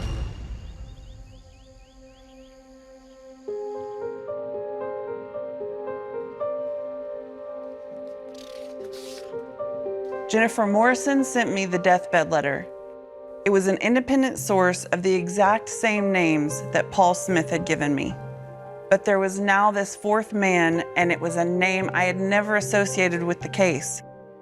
I knew the responsible thing to do was to go to the authorities and let them run it down. I really believed that I would hand this information over, and I could say, I did what I was supposed to do and just be on my way. I knew that the Girl Scout case was still considered open by the OSBI. I thought that was great because I'd already worked with the OSBI on my previous book. Faith's contacts at the Oklahoma Bureau of Investigation recommended that she pass her new information along to the special agent in charge of the case. I called the special agent and asked him if he would be interested to look at the deathbed letter and the other information I'd received from Paul. But he had a really strange response that I couldn't understand. He was angry or defensive. You hear this messaging all the time. From the government, they say, if you see something, say something. And that's what I was trying to do. But the special agent in charge of the case said he wasn't interested in meeting with me.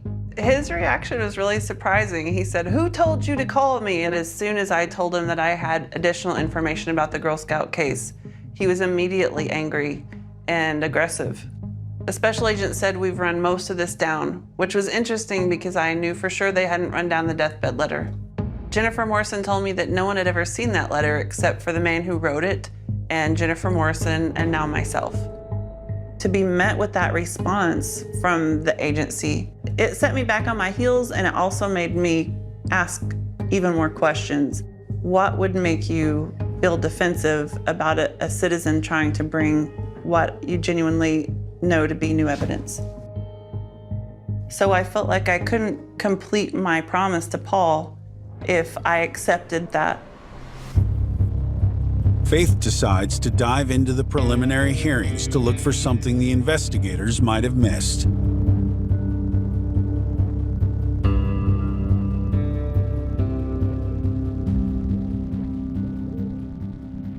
The pretrial transcripts are available to anyone online. And so I just took those transcripts and started working through those. It took me months. I worked at it every single day for several months. I think it's like 4,000 pages. What's important is that those transcripts contain sworn testimony in this murder trial. And we're hearing from the OSBI detectives, we're hearing from the sheriff, we are hearing from the Girl Scout counselors. We're hearing from all these people who directly experienced that crime and the events surrounding it. As I read through every single page, and for every page, I have a one-sentence summary. The story that I was seeing in the pretrial transcripts that was starting to become clear in my head was completely different than the official story that I'd always heard. The pretrial testimony seemed to tie so much together. As she makes her way through the transcripts, a clearer picture begins to form that meshes with former Sheriff Paul Smith's theory. I began to see indications that married up with Paul's account that multiple people had been involved in the murders. I read about a vehicle that had been parked outside Camp Scott's gate, facing west, with 4 people inside. That gate was in such a remote area. Why would anyone be parked out there at night during a thunderstorm? I had read where a camper reported that she saw several men late that night gathered near the latrine, with at least one of the men wearing military-style boots, otherwise known as jungle boots. The camper heard them talking and hid in her sleeping bag. Multiple people, including counselors and campers, reported that they had been followed through the woods and that they'd encountered strangers on the trails that should not have been authorized to be there. In other words, there were various accounts of men spotted around the periphery of the camp the day before the murders. The index I created about the pretrial transcripts is hundreds of pages long. Whenever I had the opportunity, I asked Locust Grove locals what they remembered about that Super Bee Paul Smith saw following the Girl Scouts and the men he saw in it, 2 of whom still live in the area. But always, as I was gathering information, I made a choice not to approach local law enforcement in Mays County. Why? Well, I can't say they really inspired confidence, especially when I saw outright corruption on the local news, like when the police chief in Locust Grove got busted. Is accused of stealing guns and drugs. I knew my instinct to take this new information to a different authority had absolutely been correct. It was towards the end of the year, things were hectic. I was juggling my students and juggling whatever was happening with the case. And I got a phone call, and out of the blue, a cold case detective from Tulsa County contacted me and said, word was spreading on the street about the work I had done in the Girl Scout case, and that he'd like to talk about my work. Tulsa County's Cold Case Task Force was made up of highly seasoned investigators, including retired FBI agents. They'd successfully solved several high-profile, seemingly unsolvable crimes in Oklahoma. Denise Milner's dad was a Tulsa police officer, and they felt like that was one of their own. They wanted to work with me on the investigation and then make their presentation to Mays County because they recognized that Mays County would be the only ones who would be able to bring charges if that was deemed necessary. The cold case detectives came to my house and sat at my dinner table, and I went through my whole connection board and showed them all of this different information, the different sources and how it's all connected.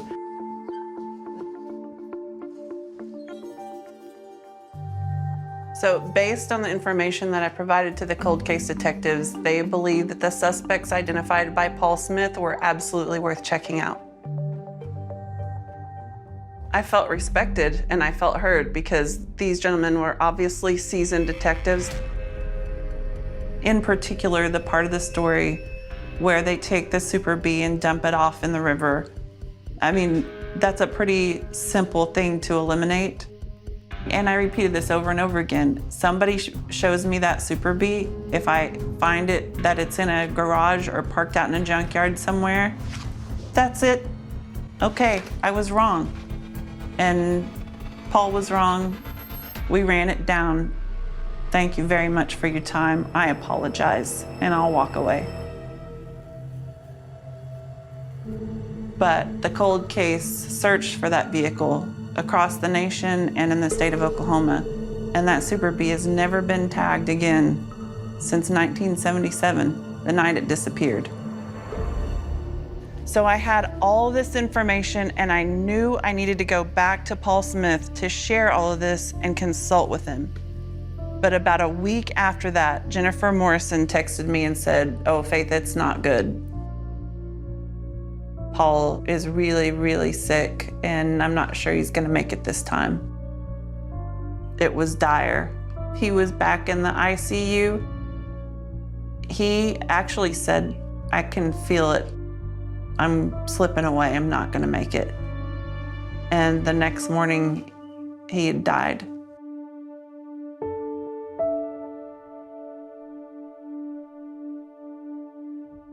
I went to his funeral, and he was given military honors.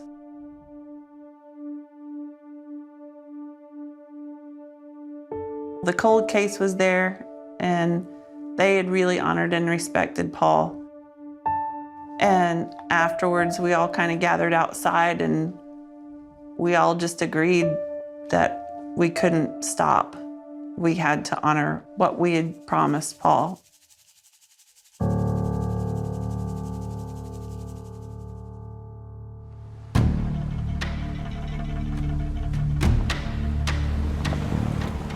Going on for 6 months, there was this relationship where in the cold case unit and we were working the case together.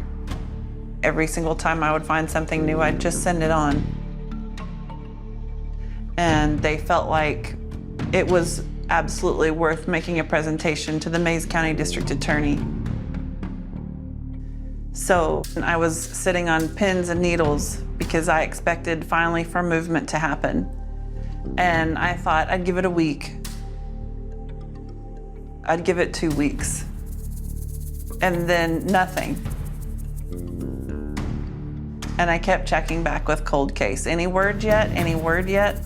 And there was absolutely no response. By the winter of 2021, despite half a year of collaboration, Faith receives disappointing news. All I know is that at some point, the cold case unit met with the Mays County Sheriff, and after that day, I never heard from them again. They ceased all contact with me. Why were they shut down? Why wouldn't every law enforcement agency in the state of Oklahoma want this case solved? I had been so relieved by working with the cold case unit and having someone listen and understand that I actually had done some really hard investigative work. Once again, I felt like I was alone, carrying this case all by myself and not really knowing where it was gonna go next. This is a complete mess, which is pretty much par for the course in this case. I can't go back in time and fix everything that had been left undone. And I really understand Paul's frustration at this point because I'm also at a dead end. And I think that's one thing that Paul and I have in common is we share this sense of naivete that we both expected that the system would work the way it's supposed to. So here I sit with all of this information and there's nothing to do with, there's no place to take it. So right when I was feeling at my lowest, like this 45-year-old case was gonna remain cold, there was a pretty insane development. Jennifer Morrison connected me with Sheriff Weaver's son. He just said, my dad had these files in his garage all these years, and then when he passed away, my sister took all of his documents and she's been maintaining them at her house. Sheriff Weaver was a complicated figure. His son acknowledged that Sheriff Weaver had said that he would shoot Gene Hart alive. If he had a chance, he would shoot him before he brought him in. And that he also had told his employees that they would be fired if they brought Gene Hart in alive. He just explained that he was an old school kind of guy and that it was hard being a lawman here in Mays County, which I can only imagine. He invited me to his workplace. It was obvious that he really loved his dad and he was proud of him. He had his dad's memorabilia, his handcuffs on the wall. And he had there a huge stack of files. I just thought it was gonna be like this delicious box of trial transcripts. I walked out to the truck and I set the files in the back seat. And I just lifted up the first file on top. And it was one of the photos of the little girls. And I just slammed it down. And that's when I realized that there was much more in this collection of files than I had any idea. My mind immediately went to Paul Smith's story when he said, when I was elected, the first day I went into office, I walked in and I opened the file cabinets and all the evidence was gone. There was no file on Gene Hart. There was a folder in there that said Gene Hart, but nothing in it.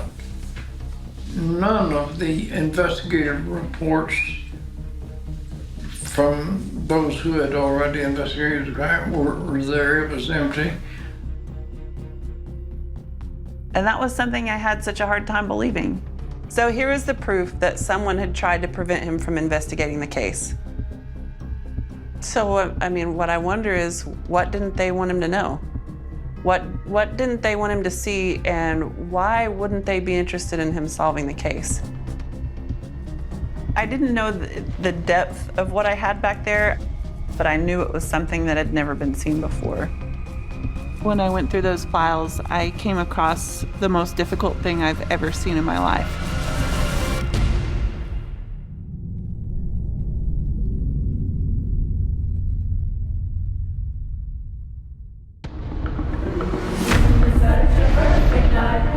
I was given the name of 3 people whom my informant alleged were involved in the murder of those Girl Scouts. One of the suspects was given the job of going to dump the vehicle, the murder weapons, and the bloody clothes. I get this letter in my mailbox, and I said, Paul, I think you've got a 4th man. Paul Smith was the sheriff of Mays County after Pete Weaver. The day he took office, he opens a file cabinet. All the files are gone. The jury had believed that Sheriff Weaver had planted pretty much all of the evidence against Gene Leroy Hart, and Paul believed that as well. Sheriff Weaver's son said, well, I have a box of transcripts that my dad kept in the garage all these years. That there was much more in this collection of files than I had any idea.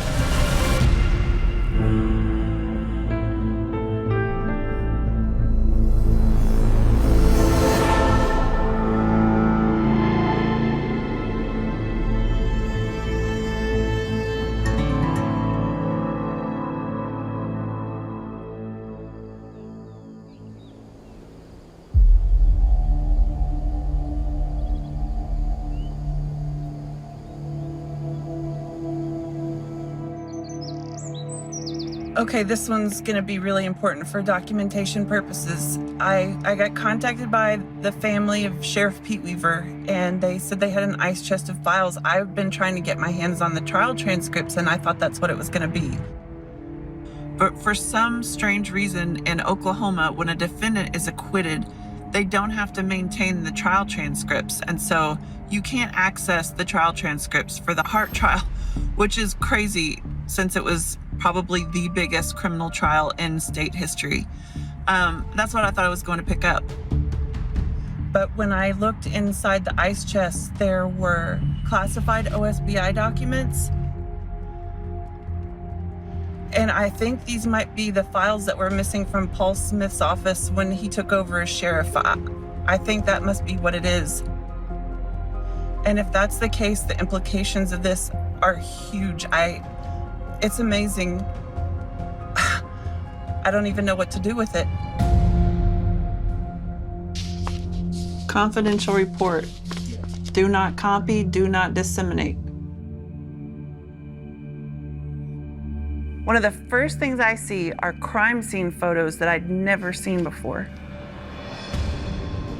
I'm looking at images of a boot print and a shoe print in the blood on the floor of the tent. Man, that is just like, it's almost like someone drew it. It's such a perfect boot print. In the preliminary trial transcripts, I see multiple references to a boot print. The boot print is described as a jungle boot by multiple witnesses, including Sheriff Weaver. It's described as having a large lug on the sole, and several different references call it a Vietnam-era jungle boot or a military boot. Got this drawing by one of the investigators, and they've written Red Wing next to it, so I don't know if they actually identified the type of boot. And then when you look at this one, it's the same boot.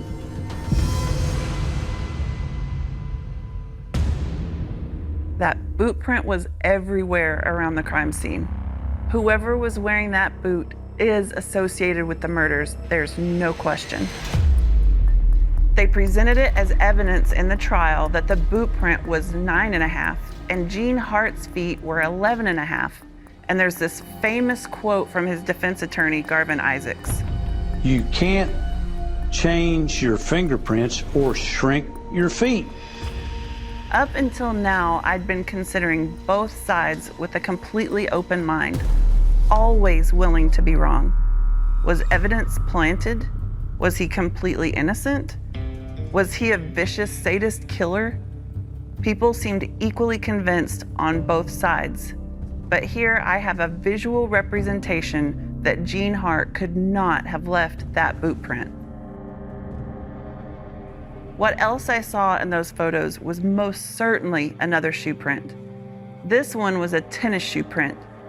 This was presented at trial, but seeing it for the first time with my own eyes, it's obvious that there were two people in that tent, which all led me to the conclusion that this was not a crime that could have been committed by one person. There had to be more than one person there. In other words, Gene may have been there during the murders and may have participated, but now I feel confident that there were at least two people involved in that crime. The next thing I see is this letter from Pete Weaver, the original sheriff in Mays County, and he's writing to someone named Ron, who I think is one of the men who raised the reward money to help capture Hart. Dear Ron, as you know by our tele-conversation last week, the reward has been paid. I do not know who the informer was, but I do know the OSBI agent, Larry Bowles, has been working with this person for several months, and always the information he gave was very accurate. Also, I'm convinced, had it not been for this informer, Gene Hart would still be at large. He is directly responsible for Hart's capture. He says, thank all the good people there. Do so after this case. All the evidence proves Hart is the one that killed and raped the little girls, and I pray justice will be done. Sincerely, Pete Weaver. This confirms that Sheriff Weaver is convinced that the evidence all points to Hart.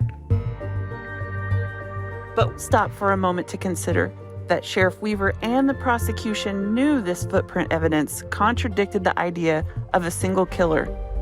And yet, they put Hart on trial anyway as the sole perpetrator.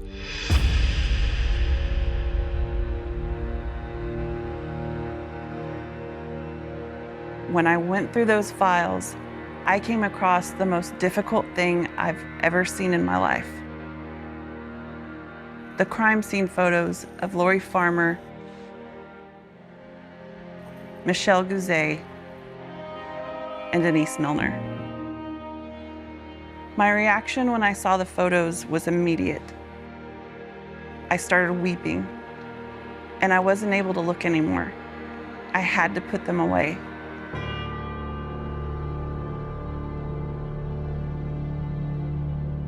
According to the medical examiner's report, Lori Farmer suffered sustained blunt trauma to the head with skull fractures and a laceration of the brain.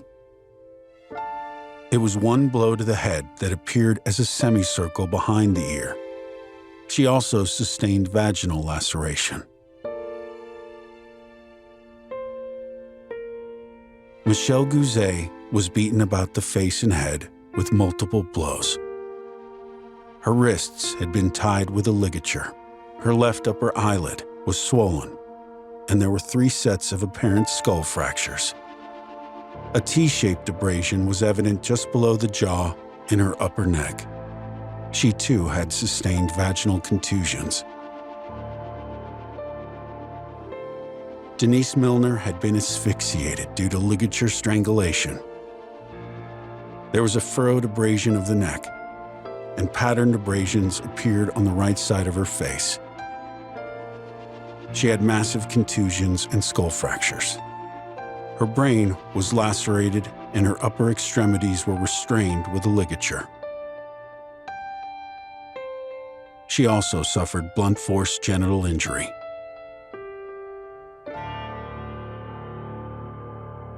The first 2 girls had been incapacitated, and they took Denise up into the woods, and they raped her and beat her, but they kept her alive. And they kept her alive for a long, long time. And then they brought her back.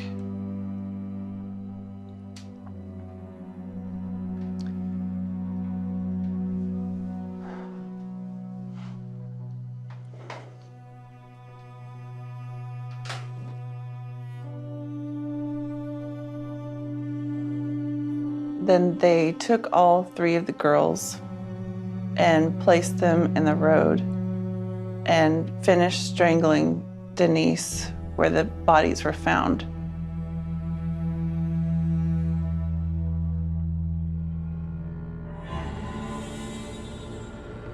I was pretty horrified that pictures like that were sitting in an ice chest in a garage. So graphic and horrific that they should have been sitting in an evidence room. They shouldn't have been in a garage for anyone to come across.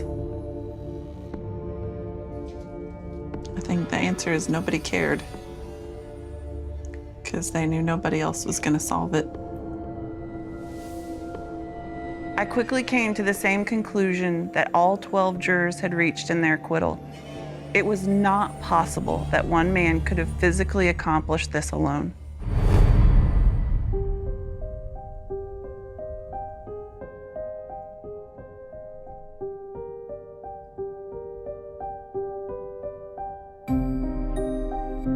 My plan was that I was going to take this information to law enforcement, and then it would be taken care of that way. But having spoken with Paul Smith and Jennifer Morrison, I understood that there was this wall where law enforcement traditionally had not been interested in any other theories besides the official one. And it seemed like the same wall when I couldn't get in contact with the Tulsa cold case detectives anymore.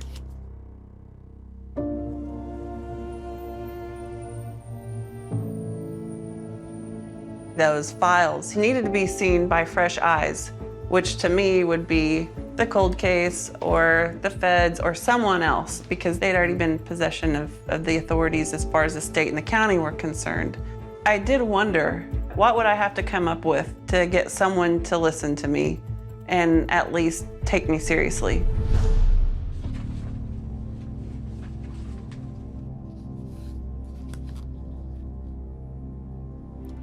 I felt like I'd made a lot of sacrifices. In a way, I'd put my family's security on the line, and I'd spent almost 2 years of my life investigating this case and putting all of these resources into it. And it felt like I'd come to the end of the line again. It felt like I'd gone on this journey for nothing. But Faith had one last shot at getting justice for Lori, Michelle, and Denise. A U.S. Supreme Court decision from 2020. Turns out, there was a new sheriff in town, and it was the Cherokee Nation itself. In a major Supreme Court decision today, justices ruled a large swath of land, including part of Tulsa, is still an American Indian reservation. Tribal members can no longer be prosecuted by the state for crimes that happen in the Muskogee Creek Nation. My fellow Cherokees, today is a great day for Indian country. I certainly agree with today's Supreme Court decision in the McGirt case that the government of the United States must be held to its treaty obligations.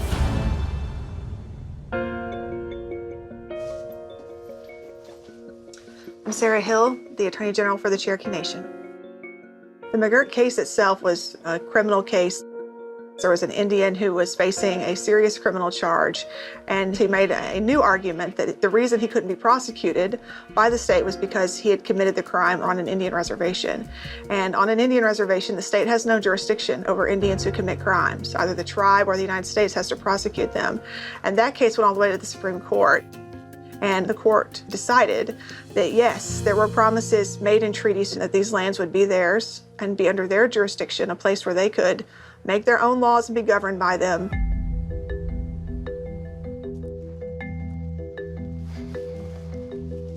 My name is Nathan Clark. I'm an attorney in Tulsa. The U.S. Supreme Court has created this shift back towards federal and tribal legal involvement. It's not just the Muskogee Creeks. A lot of tribes in Oklahoma have had the same outcome. So if there was a murder that was being investigated this week in the Cherokee Nation, the FBI would certainly have law enforcement jurisdiction, but so would the Cherokee Marshals. Nation 3, Adair County. 43% of the state of Oklahoma would technically fall under Indian reservation land. So 43% is a very significant number. Within that large swath of land is the town of Locust Grove and the Camp Scott campground where the Girl Scouts were murdered. This is no longer technically in Oklahoma. According to the Supreme Court, it's in the Cherokee Nation. I think that the McGirt decision has a very real impact on the investigation of the Girl Scout murders. For the first time, Cherokee Marshals have law enforcement jurisdiction. And the Cherokee Marshals have an opportunity to interview Cherokee citizens in, frankly, a way that probably has more access than would the OSBI. Even a crime that occurred some time ago, even if it happened 45 years ago, it could be prosecuted by the tribe. I'm sitting here feeling so stupid right now because, of course, I was aware of McGirt when it was handed down in 2020. But when all of these things started happening in 2021, I just assumed that I should be taking the evidence to the OSBI because they've always maintained the evidence in this case. But actually, these are new suspects and it's on Cherokee Nation Reservation. So technically, McGirt applies. And Cherokees have a lot of faith in our Cherokee Nation court system. So I literally just got off the phone calling the Cherokee Nation Marshals to ask them if they would consider this information. And I have absolutely no doubt that they'll do due diligence to look through everything. And maybe that'll be what actually gets someone to find some justice for these families.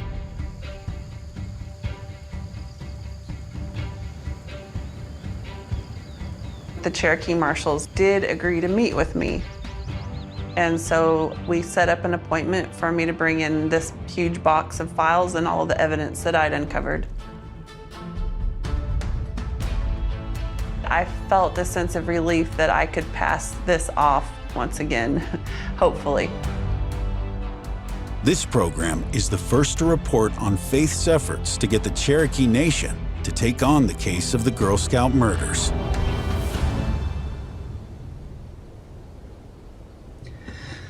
I just got out of my meeting with the Cherokee Nation Marshals and I feel heard. They listened to the whole story from day one all the way through day 83, 84, whatever today is. And I could tell that they believed what I said. They looked through the evidence. They were a little bit overwhelmed, I think, because of the volume of evidence, but I told them that's okay. I've been overwhelmed myself. Now that the marshals are in possession of everything and McGirt has determined that they do have jurisdiction, they've promised to go through it all and determine if they will open the investigation. That's all I've wanted from law enforcement, was just to please consider this information, because if everything I've uncovered up until this point is considered, maybe, just maybe, we can find answers for these 3 families, and that is the most important thing. As a mother, when I place myself in the shoes of the families, it's impossible to realize their pain. To try and understand a pain that never goes away. What does it mean to lose a daughter? A child? I don't know. I don't know. The only thing I can do is to know that at the end of this process, I've done everything I can to find them answers. I have to note that if these had been my girls, that I would be able to say in truth that I gave it my everything.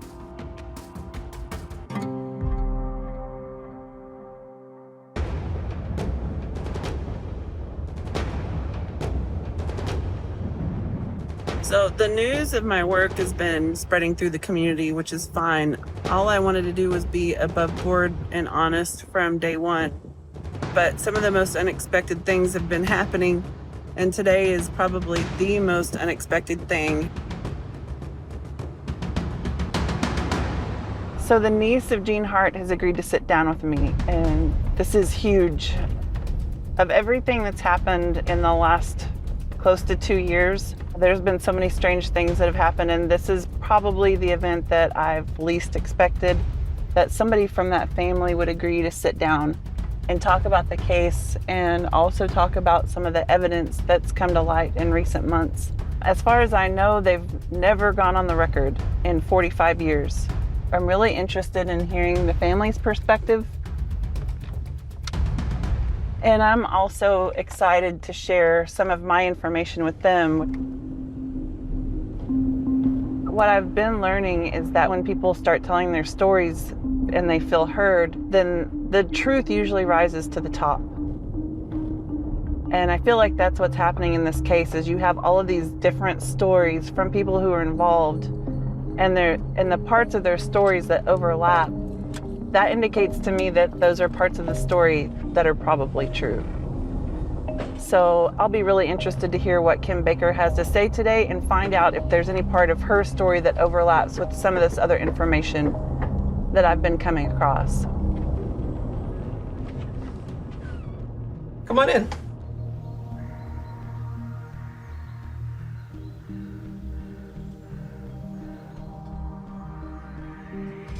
My name is Kimberly Baker, and Gene Leroy Hart was my uncle.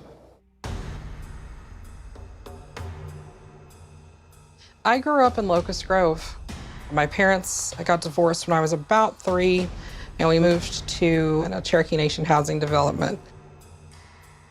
There was always a sort of mood or hushed discussions that I naturally gravitated towards.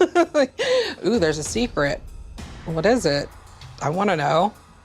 Finally, I think it was 8 or so when I discovered in my mom's jewelry box some photographs that she had kept hidden, and they were of Gene during the trial, and also photographs of him at his funeral.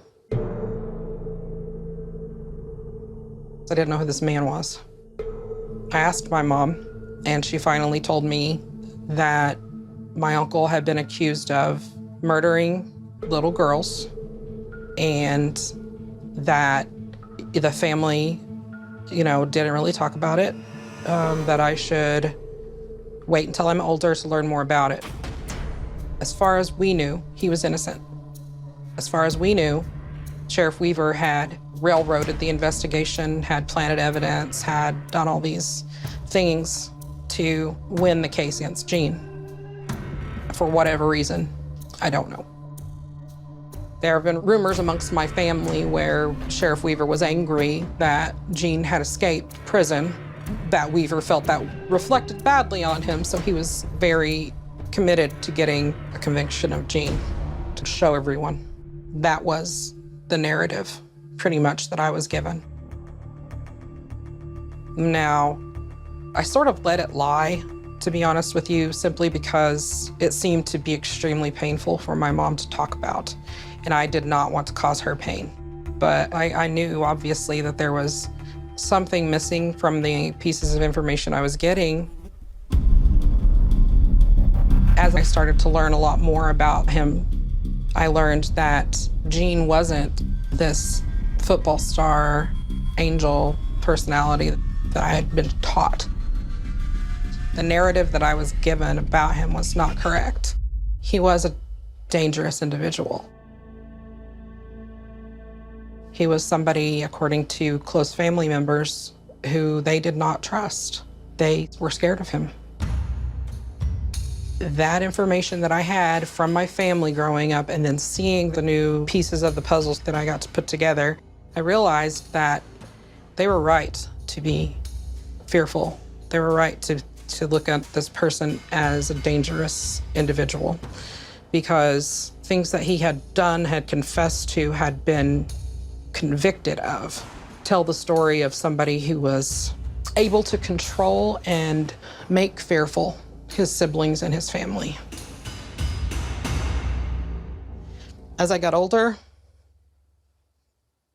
I started to lean more towards Gene having some involvement.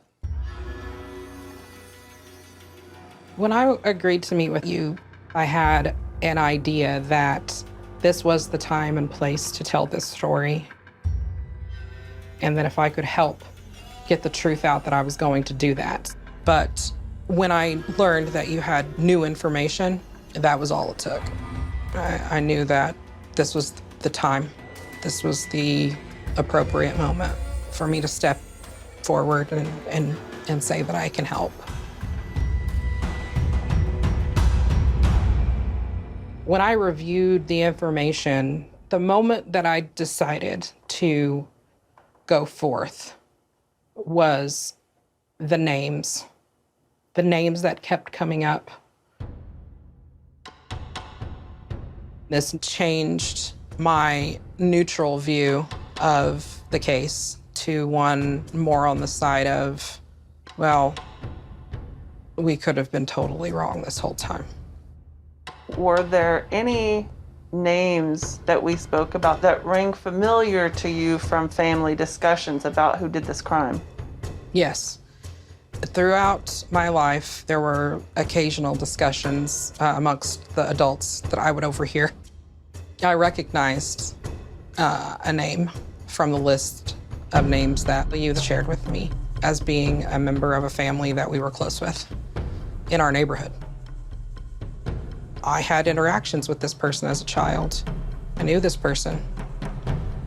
And it was also a person that another member of my family had made a statement about at some point in my life as having some involvement or knowing something.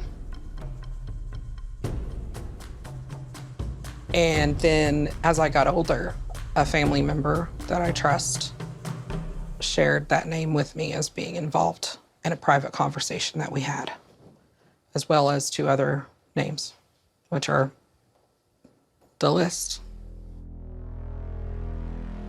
I had shared former Sheriff Paul Smith's list of suspects with Kim, and to my total shock, they matched the names she'd heard throughout her life as having some kind of involvement in the Girl Scout murders. Since these men have not yet been publicly named as suspects by law enforcement, neither Kim nor I will say them here on camera, but she went on to go ahead and give me all of this information that's never been made public before. How many times do you think you had heard those names over the years in conversation? A dozen, at least. I mean, it was enough to stick. I know from listening to my mother, my aunt, and my uncles speak about Gene that they were scared of him. It's not easy to admit, and it's not going to be easy for some of my family to kind of accept, I think. But that's just what the facts are. He was a controlling individual who controlled through fear of violence.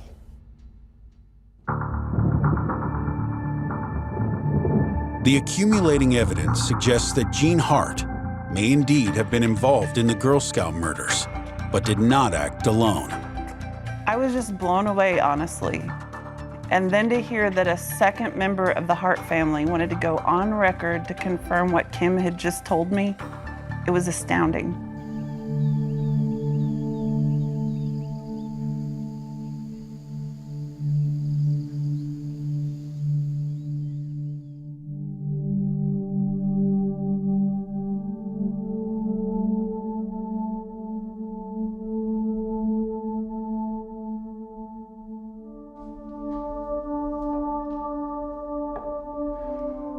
My name is Meg Baker, and Gene Leroy Hart is my great uncle.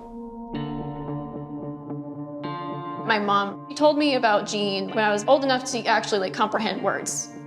When she did tell me about Gene, it was more just like, you're not really supposed to talk about it. Don't bring it up to people, but it's kind of like a secret. At first, I just really didn't think about it, right? But then as I got older, I was like, this is actually something that needs to be talked about. There's more to the story than just like, did he or didn't he do it?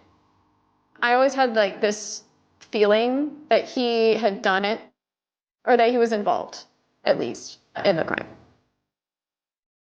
I know that there was like some things that Kim and I talked about on the phone about like some alternative hypotheses. I know that my friend in high school, her dad, even had said like there was some other person that had seen like 2 other people plus Gene walking down the road like the day of the crime. My jaw kind of dropped when Megan mentioned hearing about the men walking down the road the morning of the crime. This all tracks with what former Sheriff Paul Smith shared with me. I just think that he was definitely involved. And I think that there's more to the story. I think that there's more people involved. Have you reconstructed in your head what happened that night, like the chain of events? I think that the lead up to the crime, was orchestrated by my uncle. I think that he enjoyed being able to control others to do his bidding in this respect. So the incitement of fear through the stalking, through the leaving of different effigies and clues and things like that. I have heard through some family members that the people other than my uncle that acted in this case were totally out of their minds on acid. Like for several days out of their minds. And that they went to the camp, that Gene did most of the acting. He controlled them to get there. He controlled the whole narrative. He controlled all of the actions. The thievery, the petty thievery, which is an MO of Gene. He had a penchant, if you will, for stealing things, little things. So I think he did that part. I think that Gene was hiding out already. He and these other people, they didn't have anything else to do. He was just in it for that thrill. And I think that they specifically chose that tent because I think it was like the tent that was the farthest away from any counselor. But you can't keep 3 girls quiet, right? Like that's pretty hard to do on your own for one person. But I don't think that was enough for him. I think that's why he went on the whole catch me if you can types of, spree.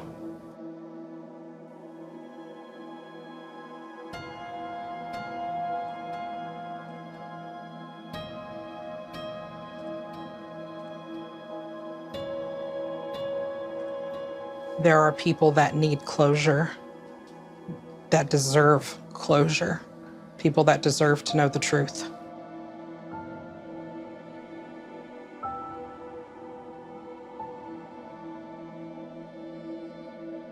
These individuals killed babies. They killed our babies. Those babies were on our land. They were our guests, and they killed them. That's not, to me, that's the most blasphemous thing you can do. And I stepped into that role to share that truth. I stepped into it readily, but scared, but knowing that I had to move through this to whatever is next. And I'm fully aware that some of my family, some of the public might be angry with me, but I can't control that. I can only continue forward with my own side of things. We're just like hoping that the outcome would be we find out who did it and we find out the full story. And I think in getting the truth out there, that's really like its own, reward in and of itself, is that like everyone knows what happened.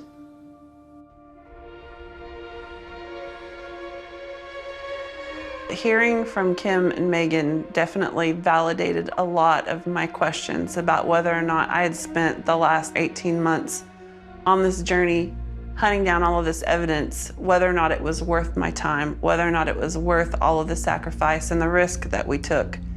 But also hearing Kim specifically speak about bringing some peace and some answers, specifically answers, to the victims' families. What it did was it validated what I said from the beginning. I said, what I'm after is the truth, and hopefully through the truth, we can have reconciliation and healing.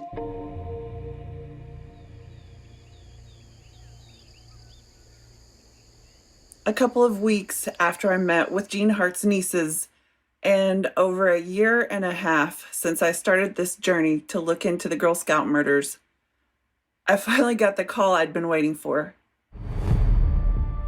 Tell me what it was like to hear from the marshals. Tell me what you heard and what your reaction was to it. Well, what I'd heard is that the Cherokee Marshals had decided to create a task force, and they'd assigned detectives to that task force. And it just felt like a validation. I had spent all of this time and effort looking into this evidence, and finally somebody was going to listen to me.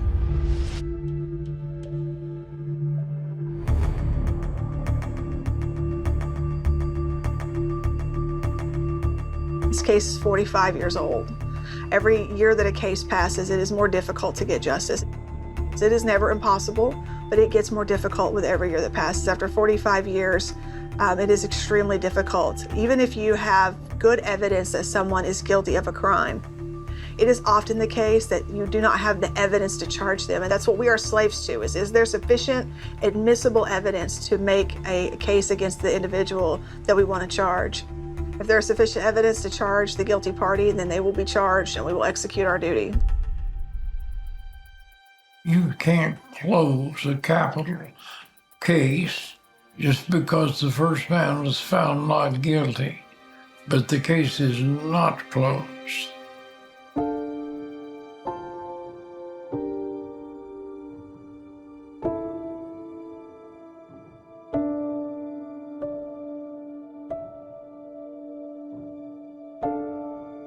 If there's anyone in the world that I can help, I know it's difficult at this late date, 44 years later, but that doesn't change the information we've got. We just need the right people in the right place. I'd sure like to see it solved because I couldn't do it. I tried, but it would sure be something to have that case solved. In May of 2022, while this Fox Nation program was in production, Another documentary series on the Girl Scout murders was released on Hulu. The program recounts how a semen stain, taken from Michelle Gouzet's sleeping bag, was sent to the FBI for testing in the late 1980s.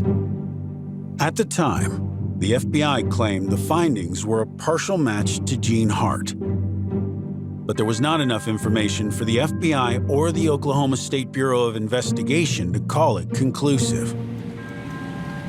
The Hulu series focuses on how, in 2019, working with the current Mays County Sheriff Mike Reed, the OSBI revisited the hundreds of pieces of evidence originally collected from the crime scene to determine if any DNA still existed for analysis today. In addition to the semen sample, one more item could be tested. Hair found on the floor of Michelle, Denise, and Lori's tent. The FBI has gotten the DNA profile off of the semen stain. We got the DNA profile off of the hair from the floor of the tent. Those two items are the only ones we've been able to get a usable DNA profile from.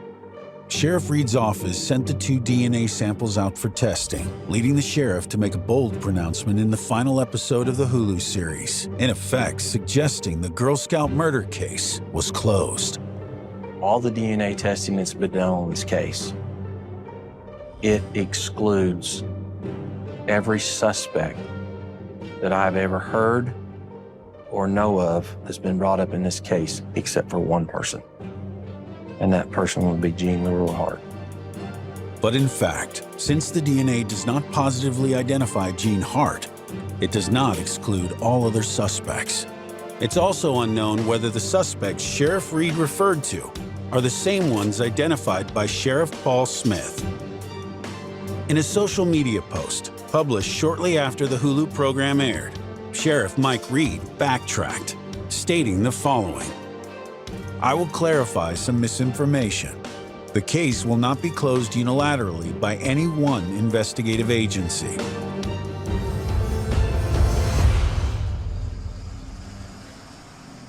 The emotional aspect of how terrible this thing was. I mean, you can't even put that kind of idea in words. Even after 45 years, it's a strange feeling. To the parents and the relatives of those girls who are still with us, it doesn't feel like a long time ago. These girls have voices. They need to be heard. What happened to them can never be undone. It hurts deeply to think about the pain that they went through. The answers are here. I think the answers have always been here.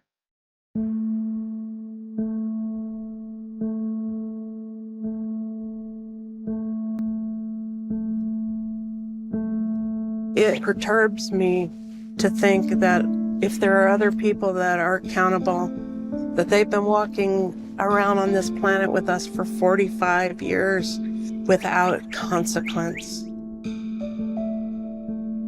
Just because somebody is Cherokee doesn't mean that I, as an individual, as a Cherokee, as an Indigenous woman, I'm not gonna protect your sins just because of that connection.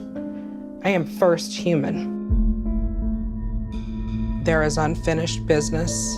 There are people that deserve closure, people that deserve to know the truth.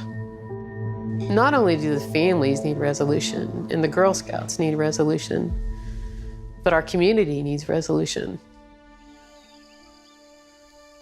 When I look back at everything that's unfolded, first there was the tragedy in 1977, the murder of these 3 beautiful girls.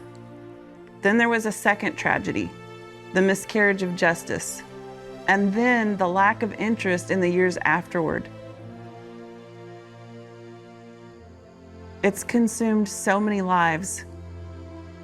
And to think so many people still bear the scars all these years later. Now we can have renewed hope that there's still a chance for healing.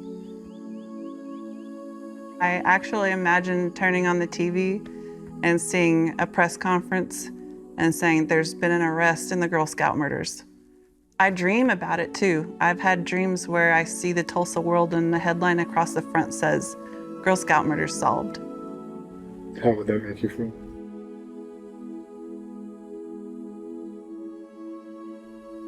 I think it would make me feel like I had been sent on this journey for an obvious reason, and that I had done what I was sent to do, and the journey was finished, and I could move on now.